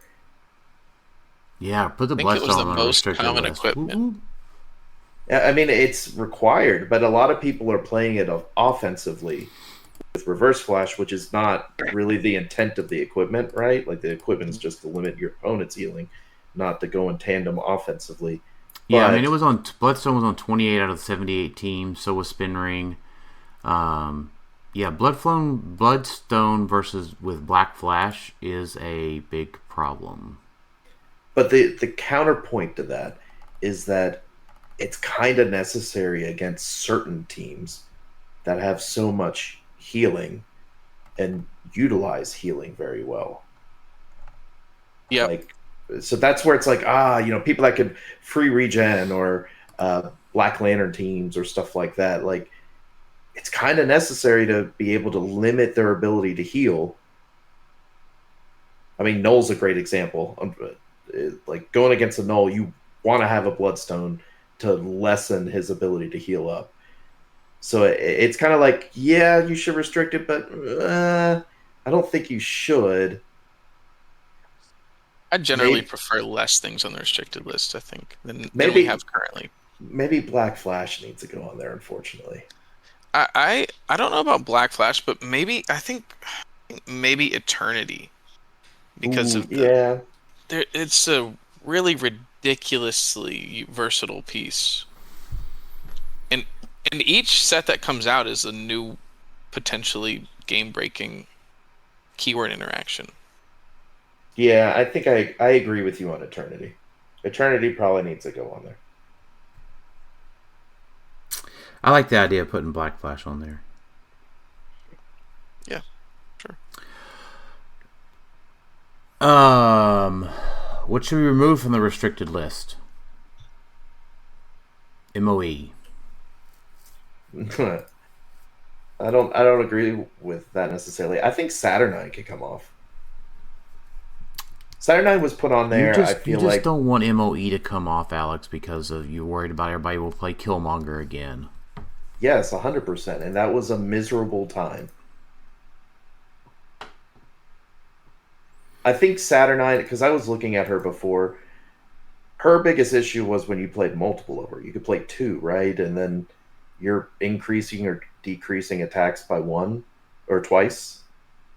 I don't think she's bad because everything's Highlander and Silver anyway. I think just having one of her at 35 points allows you to play Tarot, increase attack 1 or down 1, and then TK. I don't think that's bad. That's not restrict worthy, in my opinion. What should be added to the temp ban list?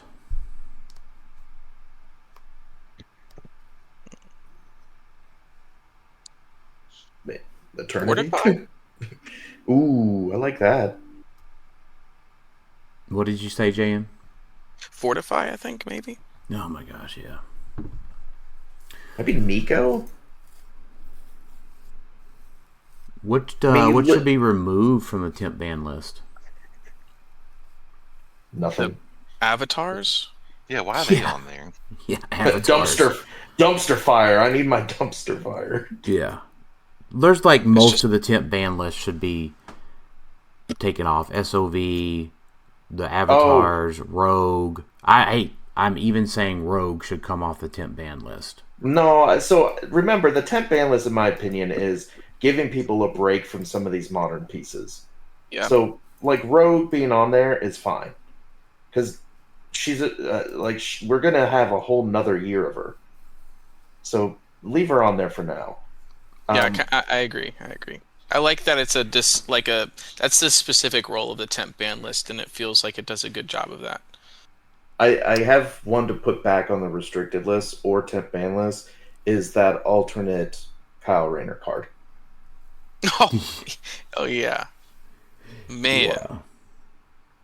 It probably needs to be temp banned because it's just crazy, but I can understand making it restricted. So that way you can't play like Scott Porter with it. And so maybe that takes a little bit of the edge off. But something needs to happen with that going forward, because that's almost a little too gimmicky. That is too good gimmicky. Yeah. And then what should be added to the permaban list? I think here's my quite obvious answer, but Cyborg Superman. If Scarab is on the permanent ban list, why wouldn't Cyborg Superman not be? Because that's not the only reason Scarab was banned. The Scarab was banned because of him using the effect of adjacent equipment. That's the added thing for why he was banned. That is really nasty. It is, but also just attacking from across the map, pretty good. He's done that a lot. Yeah, I still think that pales in comparison to Scarab just saying, "Hey, I'm going to use the effect of all of your equipment," and so you could once again double down on Red Wing, double down on a few other things, and we're getting more and more equipment that can do crazy things. I think Scarab. I don't think you can remove Scarab. I don't think Superman. No, we're talking about added. Scarab stays on there. No, I don't. I don't think Cyborg Superman's that bad. I think something that could happen because of Loki and other things is they could temp ban or ban ways to damage yourself outside of one shots. I'd like to see Halt Mutant permabanned, and I don't like that a 5-point element can do that. I'd be curious to see how many people have actually played it restricted. I'm willing to bet there's probably I'm just little to none. Is so crazy. I just don't know a time that you pick Halt Mutant over a lot of things on the restricted list. I agree. Like that's how I feel about some of these temp ban things or ban lists. Is like if it's on the restricted list and you're not ever going to really choose it, it's basically a ban anyway. Like Halt Mutant's basically banned unless you want to give up your very restricted piece, which is a lot of good pieces, just to play one shot.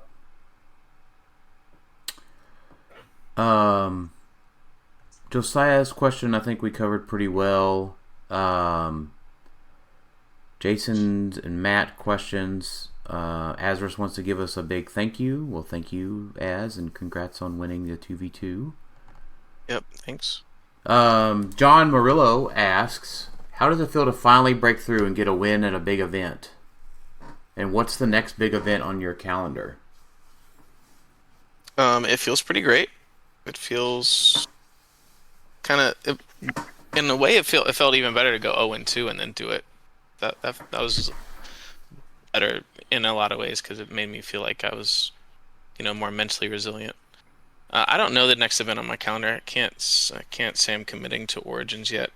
I don't know yet. But in the upcoming Gotham set, I think I'd like to see more Absolute DC stuff. I know they showed Absolute Batman rather, but I'd like to see some more Absolute Batman villains maybe, because that is my favorite comic going right now.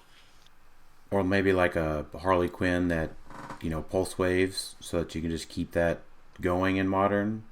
Oh man, yeah. Hey, Dan, whose question was that? John Murillo. Oh, who was that? I'm gonna need you to say his last name different. Why? Like he's Jason. Oh, he doesn't have the. It's the like John doesn't have the same ring as like Jason, right? Oh, so it's the first name. It's the two syllable plot twist. It's the two syllable that gives it off. So if it was like Jason Murillo, right? So it's the fact that it's John Michael DiGiulio. It's a two syllable. It's a boop boop boop boop. Sorry, John. He doesn't have. John is missing the first boop boop. Well, I hope you can make it up to Origins, JM, for sure. It's a great time. Did you go last year? I did, yeah. It was a great time. Actually, and I was not malnourished there because I was eating at that food hall right around the corner quite often. Yeah, for sure. The North Market is great. North Market. It's awesome. Yeah. And then we have a question that came up from Joseph Algier, one of the two. How does one decide who to bring on to the Clixed Off team? And maybe JM, you can also provide how y'all decide to add people to the syndicate as well. Recently, today, we announced that we added Micah Love, Josiah, and Emma to Team Clixed Off. And what does some of our thought process go into that? Large donations of money go a long way to getting you in here, okay? Just saying. McDonald's drives. I mean, that helps. But yeah, if JM wasn't already on the syndicate, he'd be on Teams Clixed Off today because of the McDonald's. Sounds like bribery goes a long way. If you happen to own a Buffalo Wild Wings, that would also put at the top of the list. Or manager at a Buc-ee's or something. Yes. So I appreciate those obviously joke answers, Jason.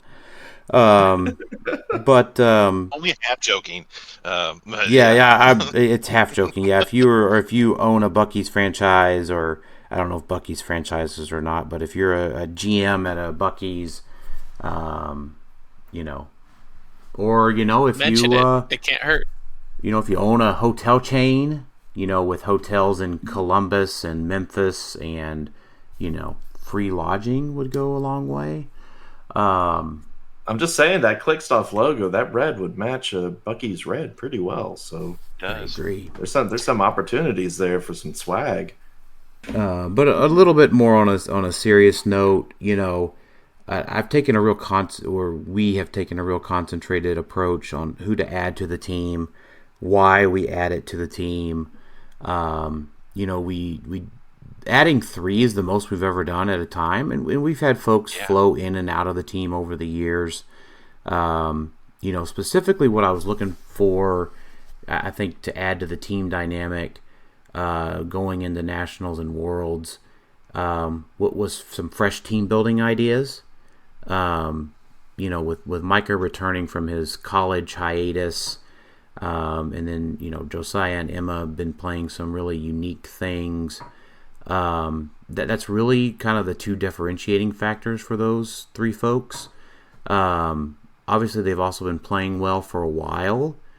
And they make an effort to go out and go to events. They make an effort to go out and go to events. That's a good one. They consistently do that as well. They travel regionally. They travel nationally. I don't know. Are they cool? I don't know. Do they mesh well with the team? Do I think that do we think that they won't have personality conflicts? I definitely don't want to insert any personality conflicts onto the team. Yeah, are they pleasant to play with or play against? And pleasant to hang out with. Yeah. So, and then I think play styles, and adding the diverse play styles, adding adding that to the team is important. And if anybody's out there listening, why hasn't Dan, or why haven't I been asked to join Team Clixed Off? I don't know. I can't think of everybody. But like I said, we do take a concentrated approach to it. We want to make sure that it's the right time. We don't typically knee-jerk add somebody to the team. Specifically for Micah, Josiah, and Emma, we had mulled them over for a couple of months. And, we had kind of talked about, I want to see how they do at this event. I want to see how they do at that event. Kind of see if they can break through. Not only, especially if they win, that's always important, but always looking to see how somebody's attitude and resilience comes through within their play after they've made a top cut. How do they manage through the stress of a finals game? Do they let their dice, get the best of them, right? How do they react when the dice go badly? So, there are folks out there that I'm probably evaluating for the next round. I probably take it a little bit more serious than Jason does. I will start looking for Heroclix Buc-ee's players crossovers. But you look at even some of the locals that we added, Jeremy Burkeen, wasn't on the team until after Worlds, right? He joined us locally. Being a local to us doesn't mean you're automatically on the team. Jeremy had to prove that He was going to buy into the game. He was going to play well. He was going to be nice. He had to meet a bunch of different benchmarks, which he did, and that's why we added Jeremy to the team, as an example. Yeah, I think. JM, do you have anything to add about how y'all have added folks to the syndicate, being a relatively new team? I think we have a pretty similar approach. We definitely have. We take our time with it. Like, we'll have people in consideration, and then ultimately, have a team meeting where we discuss. And it's like it's mostly about their attitude and demeanor during a game, and it's about being. It's for me, everybody has what they on the team has what they value differently, but we all pretty much have the same values. But for me personally, I think it's, are you a positive play experience consistently in victory or defeat, and that's the thing that I care the most about, really. And then you can obviously, we want you to be good, but you can be considerably better than some people out there, and we'll consider the other people who are a joy to be around and a joy to play against, and make are thoughtful players and thoughtful people. Yeah. Oh, go ahead, Jason. No, go ahead. You're fine. I was going to say, it also depends. It's also about, who do you feel comfortable talking with almost every day, right? When you're in a group chat, who do you think will be a positive experience, team building, and not just dismissive, or, only one? Would these people contribute as well as receive help, right? Because that's the whole point of a team is, hey guys, what do you think about this team? And then throw out ideas, and then someone else brings up their team. Oh yeah, what about this? Oh yeah, that's a great idea. That's one of the main benefits of teams, outside of obviously being at events and being able to hang out and whatnot. So I think it's important to be able to find people, like you said, that you would feel like it would translate from they're fun to play with or play against, and they're a good opponent, to we'll talk throughout the week, or every day, about different teams that we like or we're thinking about. All right, well, let's move on to some final thoughts. Jason. Oh, me. Well, I guess despite all the negative things people have talked about, I had a good time at H4H this weekend. I kind of wish I'd stay there longer, to be honest. So maybe next year I'll make more of an effort to be there for a longer period of time. I had fun. It was fun seeing people. Don't just go in there and think it's all bad and everybody's out to get you or whatnot, or cheat or whatever. But don't go. They shouldn't have done. The cheating shouldn't have happened. There's no excuse for it. But don't let that ruin the whole experience. There was a lot of good to it too.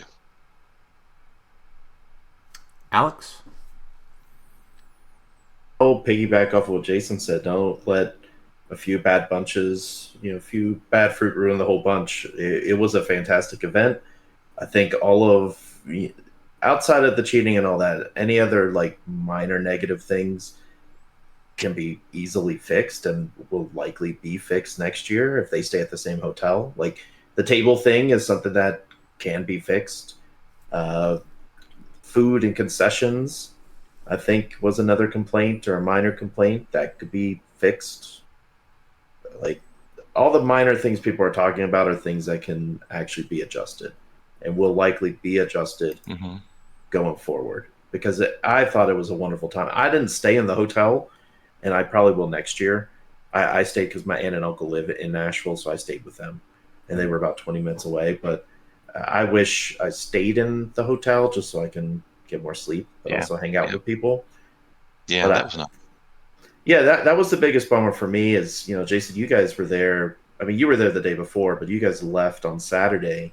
And so I was left thinking, man, I wish we could have all hung out and done more stuff this week. Kind of like we do at Worlds. So Yeah. but it was a very good, very, very good time. It is. I always consider it to be almost an equivalent to Worlds, and I just have it as my two big weekends or weeks is Rock Cup / Heroclix for Huntington's and Worlds, and those are usually the two best weeks of Heroclix. Mm-hmm. JM, final thoughts? I had a good time. If anything, I have a similar regret to Jason in that I wish I had spent more time, like I had gotten there a day earlier and maybe stayed a day after, just so I could enjoy Nashville a little bit more. Because it's a pretty cool city with some good food spots. But yeah, I had a good time. Yeah, I think for sure. My biggest complaint is that I feel like the null situation was entirely foreseeable. Just it sucks when we can see that people are going to be forced to have to take 0-0 losses, and then they do or don't, as it were. But yeah, I don't know what else could have been done product-wise, but it was unfortunate. But other than that, I had a really great time. It's like the best part is always just seeing everybody again and hanging out outside the events. Yeah, for sure. Yeah, for me, the weekend was extremely positive, overwhelmingly positive. It is one of the best weekends of Heroclix. I mean, it is right behind Worlds for me. Nationals is a very solid third place. Origins is fantastic. Heroclix for Huntington / Rock Cup is just great. All being in the same hotel this year made it the event that 2014, 15, and 16, what it used to be. And fantastic hotel.